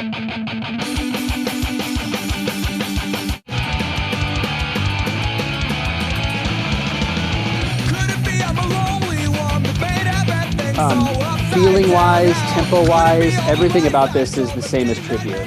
Even you'll get there in a second, but.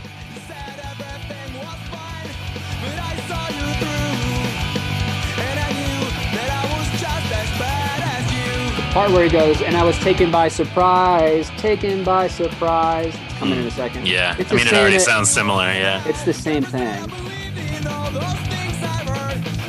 Coming in a second.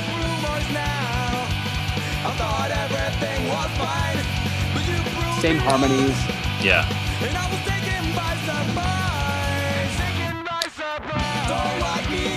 Sure. That's a more interesting song and a more interesting way to do it. Yeah. It's less busy than Tribute was. But it's the same song in essence, and the same type of chords, the same type of tempo. And you can tell immediately, like, oh, these guys were just listening to a lot of Millencolin and Epitaph bands at the time. Yeah, that makes a lot of sense. So I feel bad because I feel like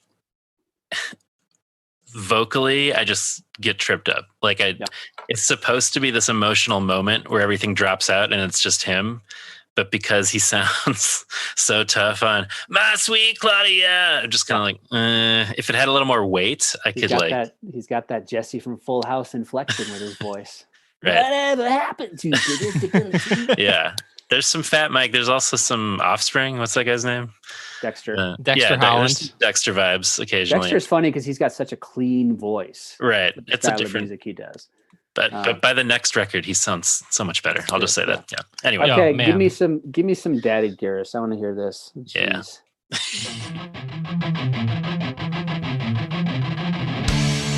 That is the song what I was talking about. Those guitar picking, it gets out. Just listen to those first 4 seconds again. Yeah.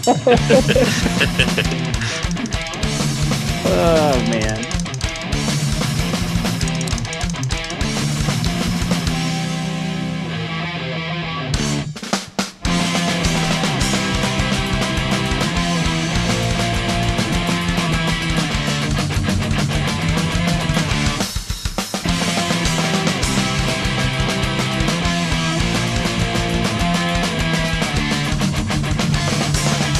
What did she do to you, sir? Can't you see that you are twice the size of her? It's not like she can't stand up when you beat her down with your love. Turn around and hear his screams as he tosses his mom around. He sees his loving father beating mommy down. You threw me into the wall and he told me to shut up. That's what ignited me, and then I blew up. Why can I forget? Daddy dearest, I love you, please return it back. Christian family, we once were, do you still blame me? Daddy dearest, you left me nowhere to be found. Christian family, we still love, forgive and forget.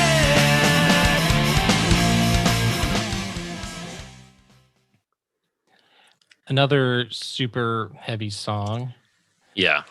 I think Another one. Sorry, go ahead. No, go ahead. I was just say another one where I feel bad because it's dealing with these really heavy themes of an abusive dad, but it just is so like sloppy and kind of obvious, and the lyrics don't always like fit the beat. It's just like I can't really fully vibe with it. Yeah. I think that's for me. I like there's a number of songs on this record I like, and then like some of the songs that I'm like lukewarm on, I like parts. Right. There aren't a lot of songs on this record where I'm like, I like all of the parts of the song. It's like I like this element of this song, or I like this part or this instrument performance or whatever. And I lyrically, this is another one of those things, getting a little bit more context, that this was this written by someone else in the band, or was it written about someone's experience in the band, Jason? It was written, I think, by the the bassist for his uncle who went to jail for molesting his kid. So this bassist's cousin, basically, and her experience. Right. Jeez. So it's heavy stuff. It's not performed very, like you said, particularly well, but it also feels really raw. Like it's not the kind of song that you would want to like, hey, can you do that one over again? But I'm going to focus on the way that you're singing that one note. Right. You kind of probably just be like, oh, this is heavy. Yeah. Let's just put that one in the can, and you nailed it. Yeah. Right. An important point that I remember Josh making was talking about issues in the church where so much of what was going on in the church was so performative that these were the things that were happening, but everybody was sort of keeping it quiet and like not talking about it and just being like, oh, we're the good Christian family, everything's fine. Right. But literally everything in this situation is a nightmare. But let's all just pretend like it's fine. And how does the church help families out of this sort of situation? Yeah. I mean, they certainly weren't confronting it and saying, we got to like deal with this head on.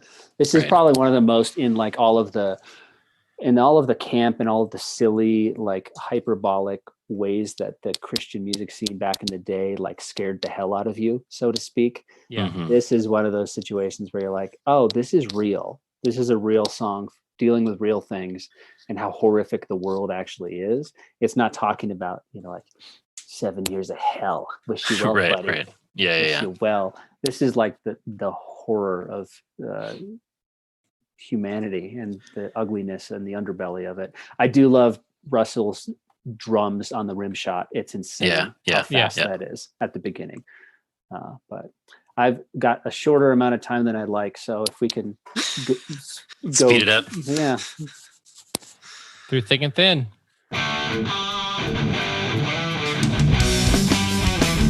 You're my brother, companion, through thick and thin, the one who's been there. No one has cared quite like you. Our love, a fortress. I'll never abandon, through thick and thin. I'll stand right by your side, and I just want to say, please don't forget what we've experienced. The time travels. This is my number 2. Oh, interesting. I do not care for this.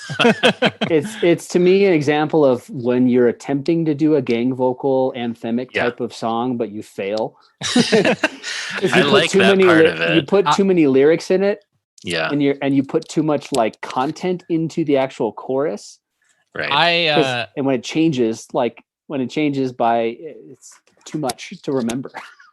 I'm into it. I like the gang vocal elements. I like this is the Dogwood version of the Pennywise song Bro Hymn. Sure. Yeah, fully. This is like the Christian Bro Hymn.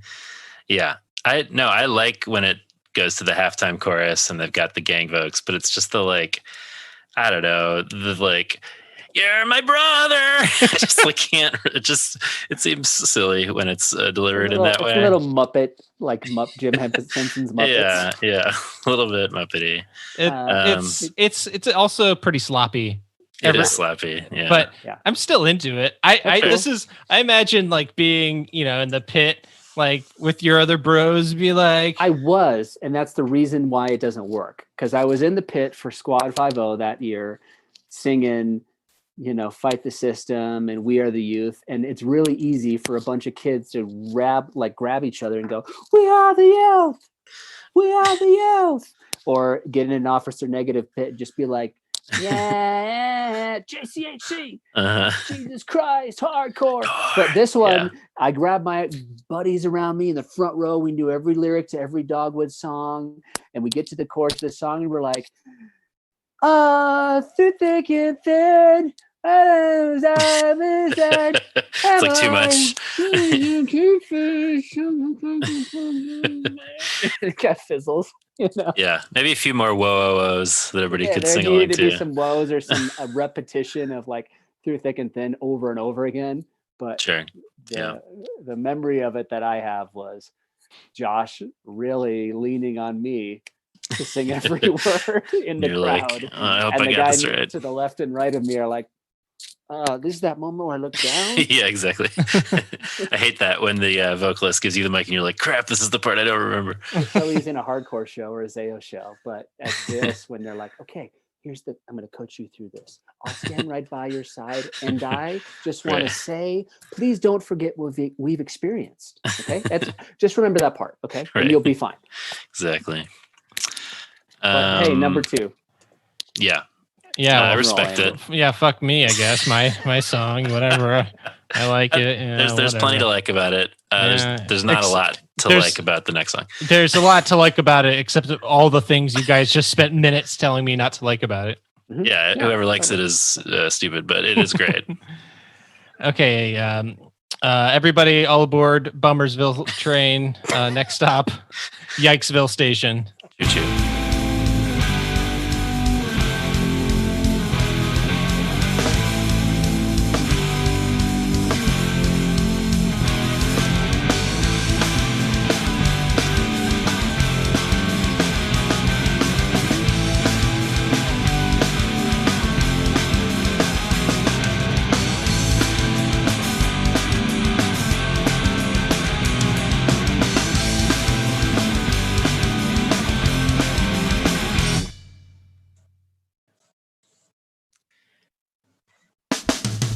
I didn't die a natural death. My life was stolen from me before my first natural breath. Casualty of circumstance. Someone made a decision for me. They never gave me a chance. Where's that first birthday I hope for? The candle I blow out. I get it. Oh, man. Okay, so let me just like recap for the girl that I met in 8th grade who saw my Dogwood shirt. Oh, Dogwood, tell me a song that you like by them. Oh, there's You're this like, song about adoption, abortion. There's this song called "In the Line of Fire." You're gonna love it. It's a real song. Again, back to the whole rock for life scene. It was very predominant. I like that in this case, he wasn't coming out right and saying like, "Hey, you're a fucking monster if you have an abortion. Sure, you got to get Jesus in your life and get right with him so that you don't have an abortion." He's just saying, "This is the story I'm telling from this perspective of." The worst possible perspective you could tell that story from, right? At least as a gut punch. Yeah. I respect it more than a patronizing. Well, abortion is wrong. Abortion is murder. There was at the exact same time a POD song called "Abortion is Murder" out. Of course. Yeah. I don't know, Andrew. Do we need to open up the box real quick? I think we need to open up the box. This one's called the box. Food Lion. Yes. We unpacked the same box last week, but there's some more stuff in there this time. We don't need to get into everything that we got into last week, but I just think it's fascinating that teenage boys were like, it just showed the dominance of that position within the scene, that like all these young guys felt like they could just sing about an issue that mainly affects women over and over. I just think it's fascinating. Yeah. I really, the singing from the position of the child in this, as they talk about it, they're talking about birthdays and all these things. It's like, well, like, while I understand this is being written from an experience that was shared, what's essentially being done is like you're putting the argument in the hypothetical mouth of somebody that does not exist. Right. The woman does. Yeah. Right. The woman has various opinions on what she would like to do, but you're saying the hypothetical conversation that this unborn child has is more of a valid argument. And I take issue with that. It's every rural Illinois billboard you drive past in a small town. We talked about that in the first segment. Look at this face. Yeah. Smile. Your mom was pro-life. Yeah. There's another great artist that sang a song from the perspective of a fetus that never developed. Lil Marky. We listened to that. Jason, you familiar with Lil Marky? No. He was his name Richard Marx or something? he was a Christian comedian in the like 80s and 90s, and he sang songs as this character, Lil Marky, who was like, God, you made me. I don't know. Andrew, do the voice. Mark Fox is his name. Yeah. He's like the Bobby's World voice, essentially. Oh, I guess we're hearing a little more again. Just a taste for you. Today, my life began. My parents do not know it yet. I am as small as the pollen of a flower, but it is I already. I will be a boy. I will have blonde hair and blue eyes. So anyway. that's a real thing that a person did. Oh man, that they thought was a good idea. But here's the thing, like you got to realize also that this was not a common thing just to the Christian music scene. This was happening in very, very secular underground circles as well. In fact, there's a song really famously by the Ghetto Boys who sang "Damn It Feels Good to Be a Gangster" called "The Unseen." And it's all about these exact same subjects. So the unseen children that were never born. And it says in much, much more colorful language, like you're a whore because you had an abortion, basically. Fascinating. So it gets really nasty in the 90s, no matter where you look. Yes, very true. I would always have assumed that the Ghetto Boys were a paramount of feminist ideology. Wow, you had thought that. Yeah. Well, we can, you want to unpack anything else in the box? Yeah, the line "disregard human value" is another tough line for me. Sure, understandably. I just, as we talked about when we discussed the Slick Shoes song, just like everybody's perspective is discussed except the woman, and that is primarily the one that I care most about hearing. It's pretty rough in the middle class suburbia of Southern California for a bunch of white guys to just be like, or any guys, period. Yeah, right. If they're 100 years old, I don't care. Shut the fuck up. Yeah, I agree. Love you, Josh. Yes. I mean, Yes. Let's close up the box for now. Let's close up this box. I hope we don't have to open up this box. I'm sure we will. There's a lot of more albums. There's a value pack. It keeps going, man. Yeah. What is that on the first value pack record? Because absolutely. Oh man. Yeah, you're gonna get there, my friend. Woof. All right. Well, that one was called the box. It's called the box food line. That one's called the box food line. I really have to get going in like a few minutes. I'm sorry, guys. I'm gonna have to cut out a little early. Do you want to share final thoughts before we go through the rest of these? Yeah. So, Just Because is a completely pointless song. Doesn't need to exist. Agreed. Jesus is a hilarious youth group pastor's wet dream of like, oh, good, I get a pass this week. I didn't have to think of anything for a lesson. I'm going to just play this song on repeat and let kids play dodgeball and hope that it like speaks to them. Yeah. Like accurate. I brought my non-Christian friends and we played dodgeball and there was a song about Jesus and I basically got the concept. And at the end we had an altar call and I sort of took the like line. I'm like, yeah, it sounds good. I like this. Right on. Dodgeball Welcome to Eternal punk Life. Rock. Here I go. I'm in. Who am I to say who deserves what has the most obnoxious bridge ever? It's just a mess of notes together that have no like meaning at all. They don't inform or reinforce the song structure. They just go to chaotic, messy places. That it reminds me, quite frankly, a lot of the songs of Good Old Days. It's the closest thing to Good Old Days that there was, where you're just like, and now you got to fill like a minute right here with stuff. Let's just do a bunch of instrumentation. I'll get really, really busy. Family Values. What's that song? Remind me of that one. It's another. It's about the sexual abuse. Yeah, at the hands of a father again. Yeah. Yeah. Jeez. Yeah. Heavy. This is like it's a sad time we live in. Little girls grow up scared of their dad. That one. Yeah. Anyway. Yeah. Bummersville. Maybe that was the one that was about. I think there's probably. There's two songs in here about ridiculously horrible male figures. Yes. Yep. But Joy Through Movement, Jason, please. Oh, killer, man. Dogwood appeared on MTV exactly one time.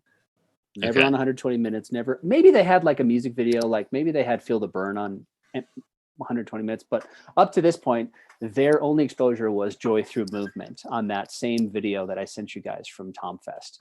And the funny thing about this is, like, it was not recorded live. They recorded in a studio and added a bunch of overdubbing, like audience applause. It sounds like that's the case. Yeah. Very faked, but recorded in real time with no lyrics, no plan, there are no lyrics to this. He's just screaming nonsense at the top of his lungs. So I love the idea that, like, when I taped that MTV News special on my VCR and I showed it to all my friends, I'd be like, oh, there's my favorite band right there. And they're playing Joy Through Movement. Right. It's funny because when I first saw it, I was like, is that Dogwood? It's so heavy. But yeah, that makes sense. But it's like, they don't actually sound like that. What they actually sound like is In the Line of Fire. Right. Let's hear that one. Jeez, what am I going to do? Like, I can't. That's I didn't die a natural death. Oh. Yeah, it would have been funny if they cut to them. They're just like, abortion, adoption. Okay, so in conclusion, I love this record. This record was amazing for a lot of reasons because it just was so unbridled in the playing style, the messiness of it, and most importantly, the relatability of it to a kid who's like, I want to get into being a punk rock band. What could I aspire to? Yeah. This bar is like, when you're learning how to play the drums in middle school, you're like, oh, you know what I just need to do? If I just play faster and more notes and more fills and more cymbal splashes, I'll be just like that band that I heard on a CD. You know what I mean? Having no context and I think I sent you guys our record. But this band is so important to me that I named a whole album after All Hands on Deck, because that song was so monumental to me. And the record that I wrote, and quite frankly, the way that I learned to sing was if I belt it out like Josh, I'll eventually get close to the note. Right. I'll dance around it enough to think that I'm singing in key long enough to make this album sort of. I'm gonna go ahead and say that you sound better than him on your album. I appreciate. Did you play any of it at all, or have you guys? I think we should. We'll play some after you depart. Yeah. Yeah, you can play it, but the singing style is very reminiscent, and the playing style is reminiscent of Dogwood for a lot of reasons, because it was so informed. Sure. The bar was never set for me at Jackson Mold as a guitar player. Right. Or that's a tough bar. That's tough. That's tough. It was never achievable. You know what I mean? Right. And all of the Betty Rocket bands sounded way too sloppy to even want to sound like them. They're just like, these guys can't keep time at all. Sure. But Dogwood is like a perfect medium, and then they just got better album after album after album. Yes, so they did. For just an introduction to this band, and as something that's like, oh, I kind of like what's going on here. I want to know more. I want them to make more records, and then to have them signed to Tooth and Nail right after this record, and they made this independent record, and Tooth and Nail's like, we'll scoop it up. That was the biggest day of my life. The highlight of my life was finding out Dogwood was signed to Tooth and Nail, because it meant more music, probably recorded better, and probably but at the end of it, I think we should call Josh and get him on the phone and on the pod, because he'll be down for it. He'd love to listen to these and hear get him on the pod. Absolutely. Yeah, man. I'm down. Same. What song should we play from your band? Oh, the album is called All Hands on Deck, right? It's called All Hands on Deck. Yeah. I think Sincerely Your Father would be fine. Okay. There's some heavy songs like Dogwood, the class of '68 song's all about my dad. It's really somber, but beautiful at the same time. But I like Sincerely Your Father because it sounds the most like Dogwood. You could listen to it and be like, okay, I get this. Cool. Yeah. We will do that. Hey, buddy, thank you so much for joining us for this. So fun. You're the best. I think it was really helpful to have you on for this episode as kind of our on-ramp to Dogwood. So in absolutely. Defense of the band That's right. From San Diego. I love these guys. Man. All right. All right, Jason. Thanks, man. Yep. Good night. Talk to you soon. See ya. I said I love you. You said you didn't care, that you didn't want me to be in your life. The good times and the bad, whether you were happy or sad, I'll always be there. Forever I will care.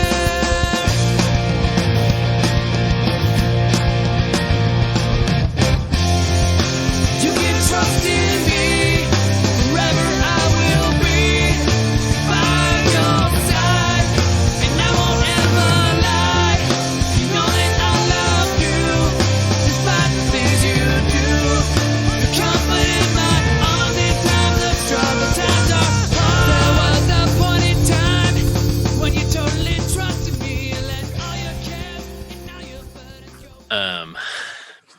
to our bullshit.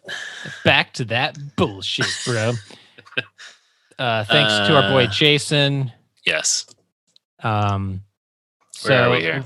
We are the Just Because, the song Just he called Completely Pointless. Yeah. I failed you before, but you gave me a chance to do it over and over again.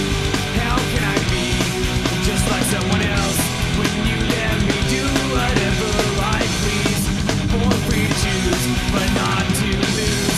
What you gave me, I gave up so freely. Quarantine me from degradation and help me stand strong in my faith. I'm a weak man, I'll do it again. Battle with my flesh, without you I can't win. Please control me, take me in your arms. I need to be sheltered from harm. I failed. This is nothing to me is more uninteresting than just singing along to the same melody as the guitar. Yeah, it's just boring. It's very boring. Yeah. And I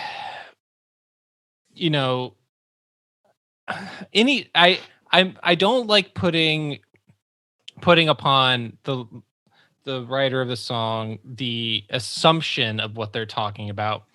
Right. But when I hear I'm a weak man, I'll do it again, battle with my flesh, Yeah.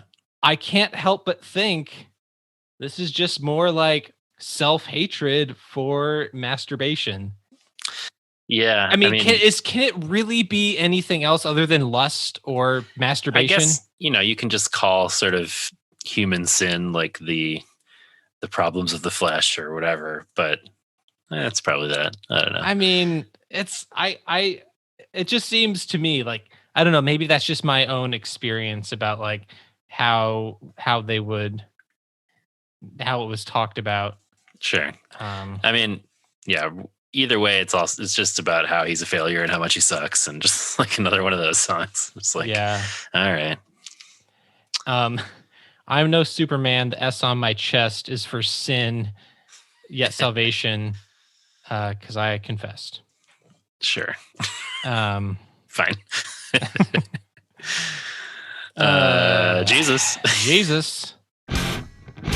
Jesus, the man without sin. I'm laughing already. Mankind, our saddest father must have been his sinless one and only son to die for the lives of you and I. But let me tell you why Jesus Christ died for us. A necessary sacrifice to save the world from being lost, but he did so all of us could find salvation, forgiveness through him, the King of Kings, and to petty thieves. This is a 3-minute song. In my notes, I have like, some of these songs are just too long. Like, I might be okay with them if they were 2 minutes, but a lot of them are 3 or 4 or longer, and they just become a slog. And just the song is already a bummer. But then when it's like the lyrics are just so clunky and on the nose, and his voice doesn't modulate at all, it's not told with any poeticism. It's just like, oh man, this is still going. Yeah. This is something, John, that I'm curious about, and this is something that I've been thinking about as we, you have talked about how you've been sort of on the periphery of evangelicalism,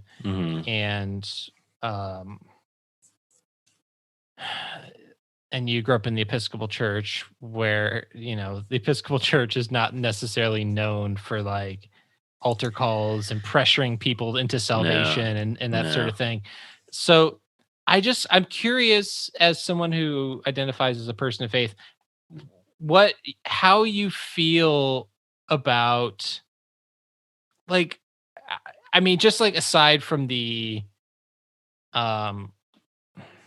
as you said, just being sort of on the nose, like, how do you just in general feel about these kinds of songs that are just kind of a representation of the larger faith that you are a part of? Like, bummed out. I mean, okay. I don't know. if somebody is able to capture effectively or poetically or in a meaningful way something about the gospel, that is something that I might resonate with or move me, or I'm glad that it exists. If there's a unique way to represent something that I find meaningful about the gospel or about the Sermon on the Mount or Christ's message or whatever, but like it ain't this. It seems to be an emphasis on the ways that Jesus is talked about is largely as a salvific character rather than an agent of change or an agent of justice or an agent of love.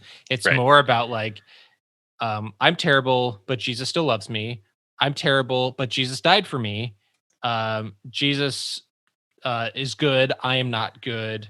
And that seems to kind of be the emphasis, and not like on Jesus the transformer of like a transformative love. I just sort of thought about like Jesus as like an Autobot there for a second. Jesus the transformer. Like Jesus disciples. Is like he's like, I don't know, Jesus is like a man, and then he like transforms into like a crossbot or something like that. Fired nails. Oh man, that sounds sweet. Yeah, it's like they're like, there he is, go get Jesus. He's in Gethsemane and he's like foolish Robins. My time has only begun. I have not even assumed my final form. Final form. Yeah. I'm so going to hell. Hell's not real. Come at me, listeners. I'm on my stairway to sin, bro. Yeah, gotta get out of there. I mean, even as a kid, I felt like I may have wanted to hear songs about Jesus, but they weren't songs that started out, Jesus, the man without sin. Like, even then I wanted to hear it with a little more poetry, maybe like Jesus from second one, just like, who are we singing about? Jesus. I don't know. The song title itself didn't give it away. Right. It's funny because there is a song, a hidden track at the end of this that we'll get to that essentially makes fun of like Christian songs. It is a sort of self-parody of Stairway to Sin. Yeah, and I'm like, I guess you're aware of the fact that like you sing some of these songs that you're kind of making fun of. So anyway, on the nose. Who am I to say who deserves what? Long title. It's also a clunky title. It's very clunky. Ooh, what's going on here? Getting a little emo.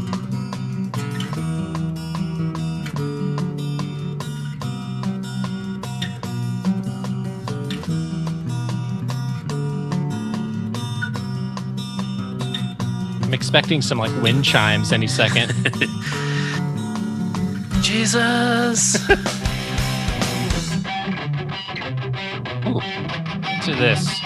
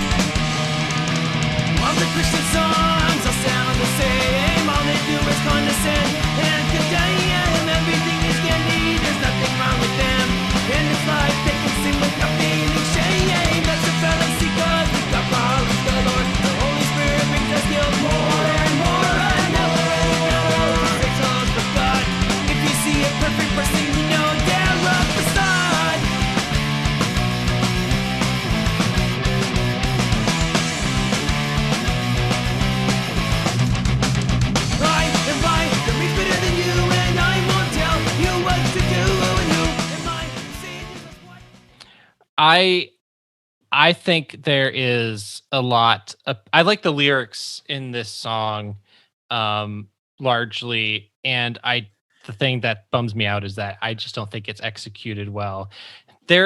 I think their intros are way too long. They could cut off like 45 seconds of every song by really just like getting into the intro, getting in, like, just, we don't need the 30 seconds of repetitive chords at the beginning. So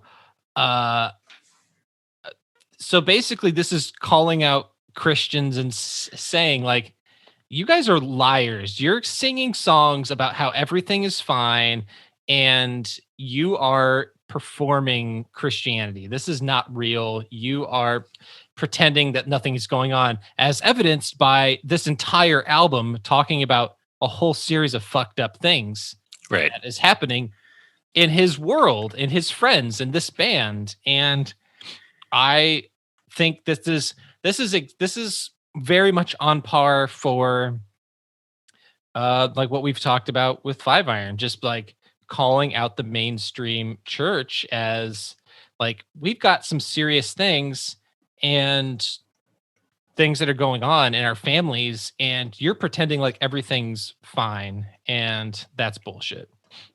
Yeah, there's a lot to unpack with these lyrics. Yes. I mean, it was like what we were just talking about, where they kind of make fun of Christian songs at the end of the album. You know, they have this verse, all the Christian songs all sound the same. All they do is condescend and condemn.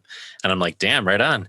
But obviously I'm with them on this, but it's just interesting coming from the same band that just did a song like Patriotic Pride, where it's like, you're in hell and you deserve it, bro. I just think it's a weird kind of mishmash. And then later he's like, we've got problems galore. The Holy Spirit brings us guilt more and more. And I'm like, is that ironic? Like, that is not what the Spirit is supposed to be doing. No, bringing people guilt. I don't really get that. That is a curious line, and almost like an admission of something. I don't know if we take it at face value, it is a very curious way to think about the Holy Spirit. Right. I mean, it's a real bummer of a way to, if that's how he thinks of the Holy Spirit, that really bums me out. Yeah. And then it also takes another sort of interesting turn to the perspective of a non-Christian for a minute, where he's like, his Christian friend is telling him that he's going to hell, which I guess is good that like the songwriter is aware of that. But like, yeah, like I'm not sure what you're telling your friends is helping them establish a loving and lasting relationship with God, though. You know what I mean? Like, yeah, it seems, and he says, I can't witness by keeping my mouth shut, as sort of a defense of being like, I'm going to tell all my friends they're going to hell unless they listen to what I'm saying. But I'm like, I don't know. I've talked about this St. Francis quote on the pod before of, you know, preach the gospel at all times, when necessary, use words. Or I mean, right. Yeah. So it's like very focused on action in your life. And yes. I don't know. The whole song is like an interesting mix of a bunch of ideas that I'm kind of like, I don't know how this all works together, but. No, you're absolutely right. Yeah, it's there. This is what I'm saying. Like what I was saying earlier, that I like when I talk about elements. Yeah. Like, and I guess I'm just like identifying the like glimpses of good stuff. The good parts of that. I feel like musically, I actually mostly like this. I mean, as you said, the intro is too long, but it's kind of doing something different. And then they kind of do like a breakdown and the bridge that go into like fast lyrics and a fast final verse.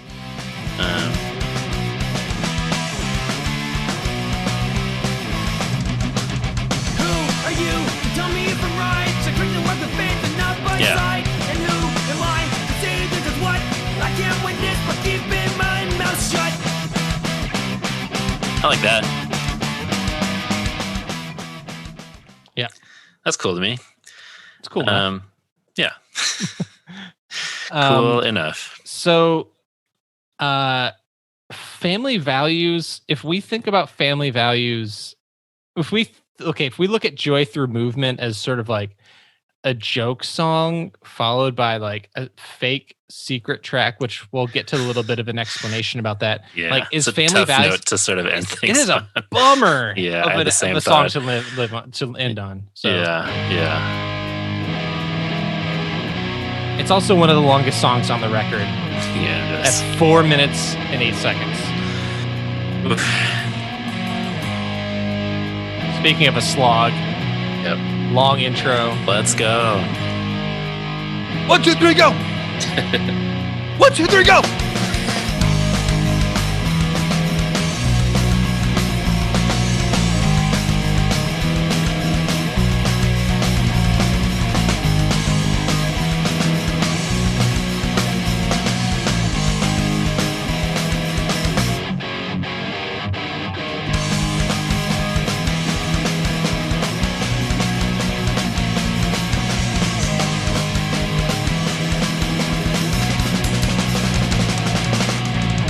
When we 53 seconds. That's when the lyrics start. That's when the lyrics start. Yeah. They could have started the song. Yeah. For sure. Or even like right there. Just start right there. Yeah. Start right there. I support it. When we were kids, we were told to respect our elders and what they did.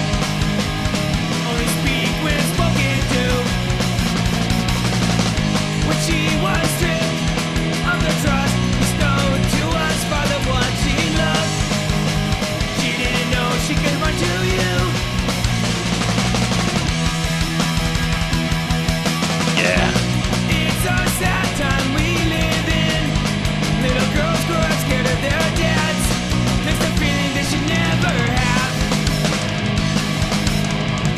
What kind of person can do this? And what does in the word innocent to a dear old loving dad? So I know these aren't about his like Right. circumstances, but like if I were having a song written about my trauma, this is the second song where he's referred to the abusive father as a loving dad or like a loving father.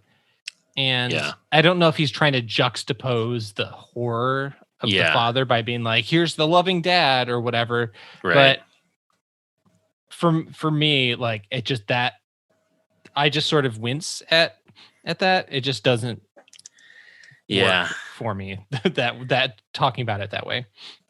Yeah. I really struggle because I'm like, as we were just saying with abortion, like I don't necessarily need a teenage boy to sing a song about abortion. Like, but I do appreciate a teenage boy singing a song about like the victim of abuse in a certain sense. But again, like so many songs on this record that deal with these heavy themes, while I might commend them for trying to tackle some of the stuff, as you were saying, that was sort of like, you know, not typically talked about in the Christian culture world. Yeah, right. They just don't have the chops, like lyrically, vocally, musically, to make them meaningful very often at this point. And also just like, it's a sad time we live in. Little girls grow up scared of their dad. I'm like, is this really about the time we're living? Like, is that any different now than it ever has been? Like, I don't, that's just kind of a strange thing. I like most of it musically, like those little moments, like what sounds like a double bass drum, you know, that Jason was talking about, the sound that goes into the chorus. That's really cool. I wish there were more of those kind of flourishes. It slows down at the end and that sounds kind of cool, but at that point we're past 4 minutes and I just want it to be over. Yeah. Kind of, so I don't know. It's another kind of interesting one. Yeah. I would have not it's when you put like one of the heaviest songs next to the goofiest song. Yeah. It's an odd juxtaposition. It is a strange juxtaposition. Yeah. So let's hear a little Joy Through movement and then the non-secret track. Yes. Hello out there. We're Dogwood, everyone. Came a long way to play for you tonight. Show you some fun music. This goes out to our brothers back home, DOD and NIV, and anyone else who's in it for the hardcore scene for Jesus. Yo, let's do this. Check 1, 2. Is the song even? Let's get up, people. This is what you say when you walk through me. God! Let's get this one! You want to run! You said it! You meant it! You did everything to me! You are you! You are me! You know the world you want to go!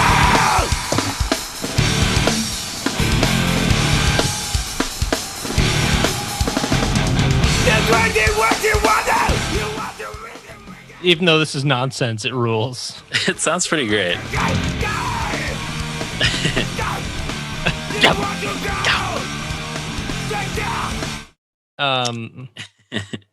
There's also this point at the end.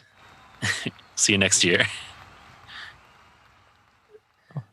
Thank you. See you next year. See you next year. Here. And sorry, I dropped your taco in the fryer. It's funny because it's like this comes out of my paycheck. If I had a girlfriend, she'd kill me. Yeah, I like. At first, I was kind of like, "This sounds fake. Is this real?" And by the point that he's like, they're introducing the band, and then he's like, "See you next year." I'm like, under what circumstances would they take the stage to play one song? So this is obviously fake. But yeah, I agree. It's very funny to hear from Jason that there's just like no words, and they're just improvising this, right? And that it was apparently like part of their set and stuff, like we saw in that Time Fest video. Yeah. But yeah, I think it's great. So here's a little bit of a context about.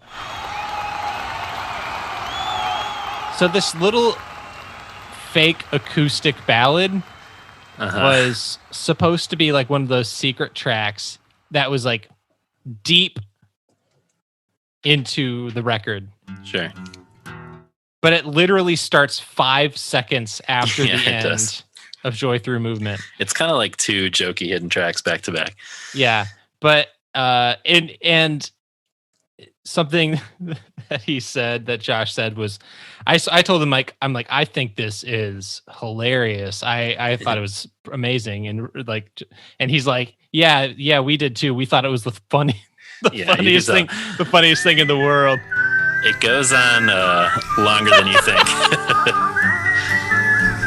3 minutes and 40 seconds. Not short.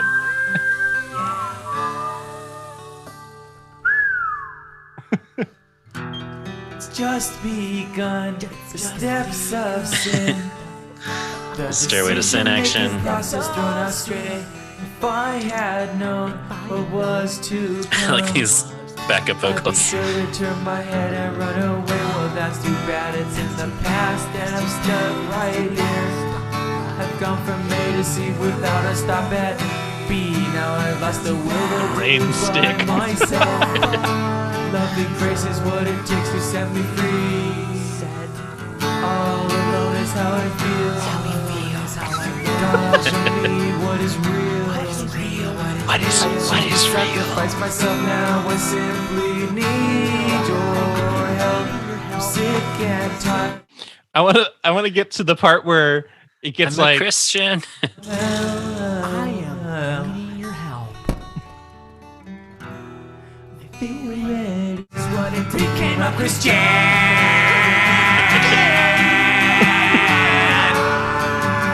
You know I'm a Christian.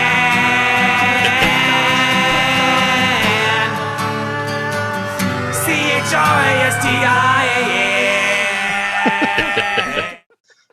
Yeah, that's pretty genuinely great. Yeah, it falls into the category of like, when I think of just absolute absurdity hidden tracks, I think of bands like Newfound Glory, like their early albums. They had just like ludicrous voices and just like lots of jokey stuff, and that was the kind of stuff that I lived for as a kid. Right. I loved having that kind of stuff like that. You're a Weird Al guy. Yeah, man. I love it. I like taking the serious with the silly. They're having a laugh. You having a laugh? Yeah, it's actually funny. The first time I listened through it, I was like, are these songs joking? Because as we said, these are not jokey guys. The rest of the album, it does not have like that jovial SoCal vibe for the rest of it. It's very heavy. So it kind of made me relieved that they were like, taking the piss out a bit at the end there. Yeah, exactly. So I wanted to read, because I wanted to get a sense of like what the consensus is among fans about this record. I mean, obviously it means something to Jason, but I wanted to see if I could find any reviews for this record. And Jeff on Amazon, bomb album, good to theology. Bro, bomb album. Far more theologically correct than most modern quote unquote Christian music today. Oh boy. Here's an interesting qualification.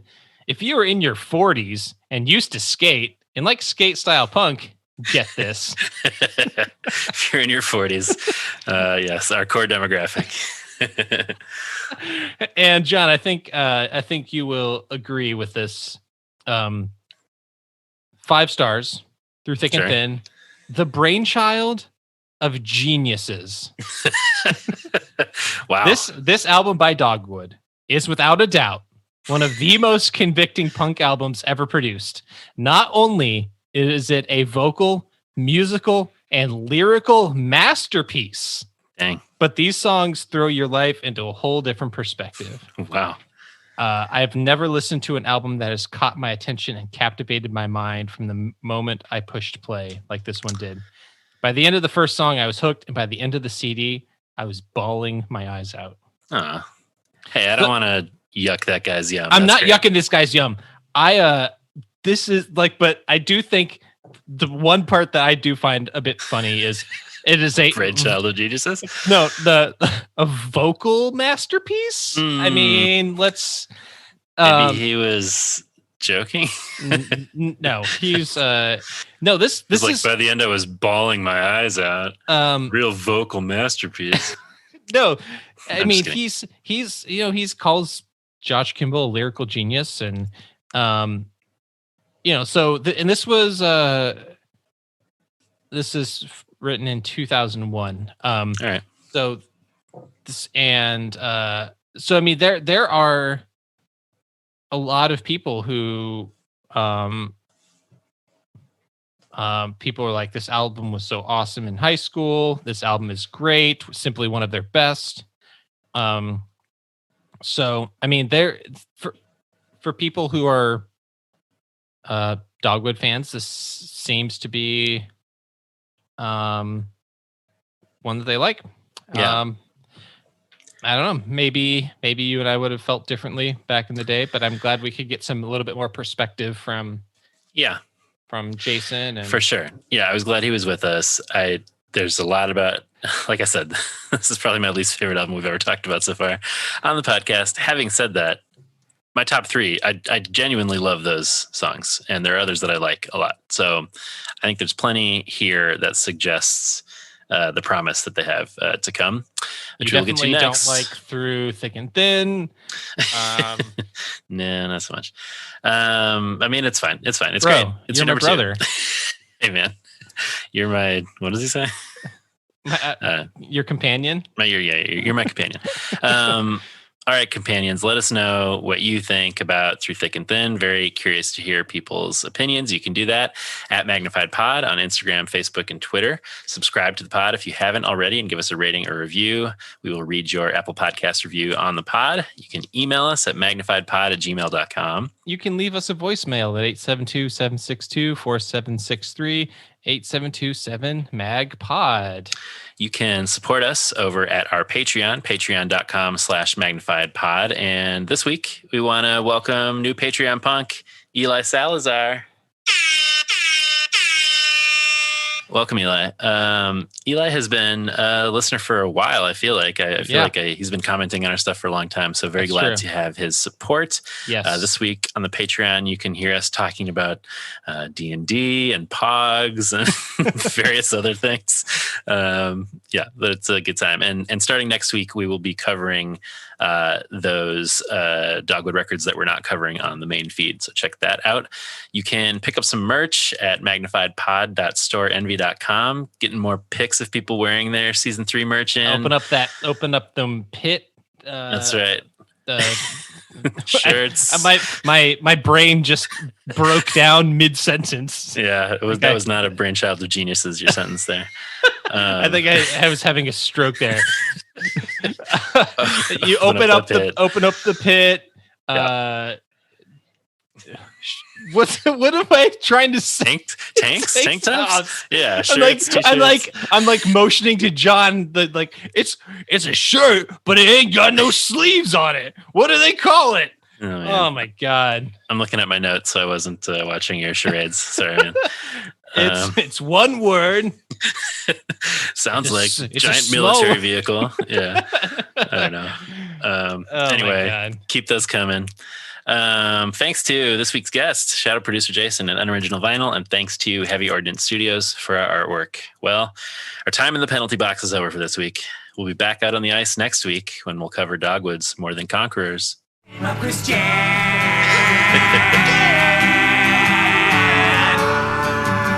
You know I'm a Christian.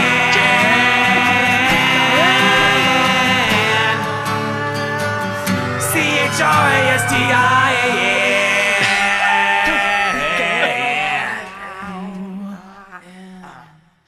So good. I'm a Christian. On the radio. Lord, I need your help. It keeps going. Play the mama song. Please help me.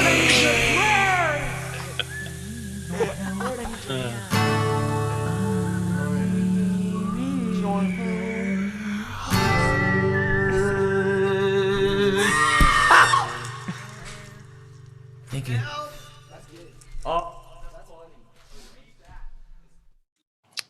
Beautiful. I'm bawling my eyes out.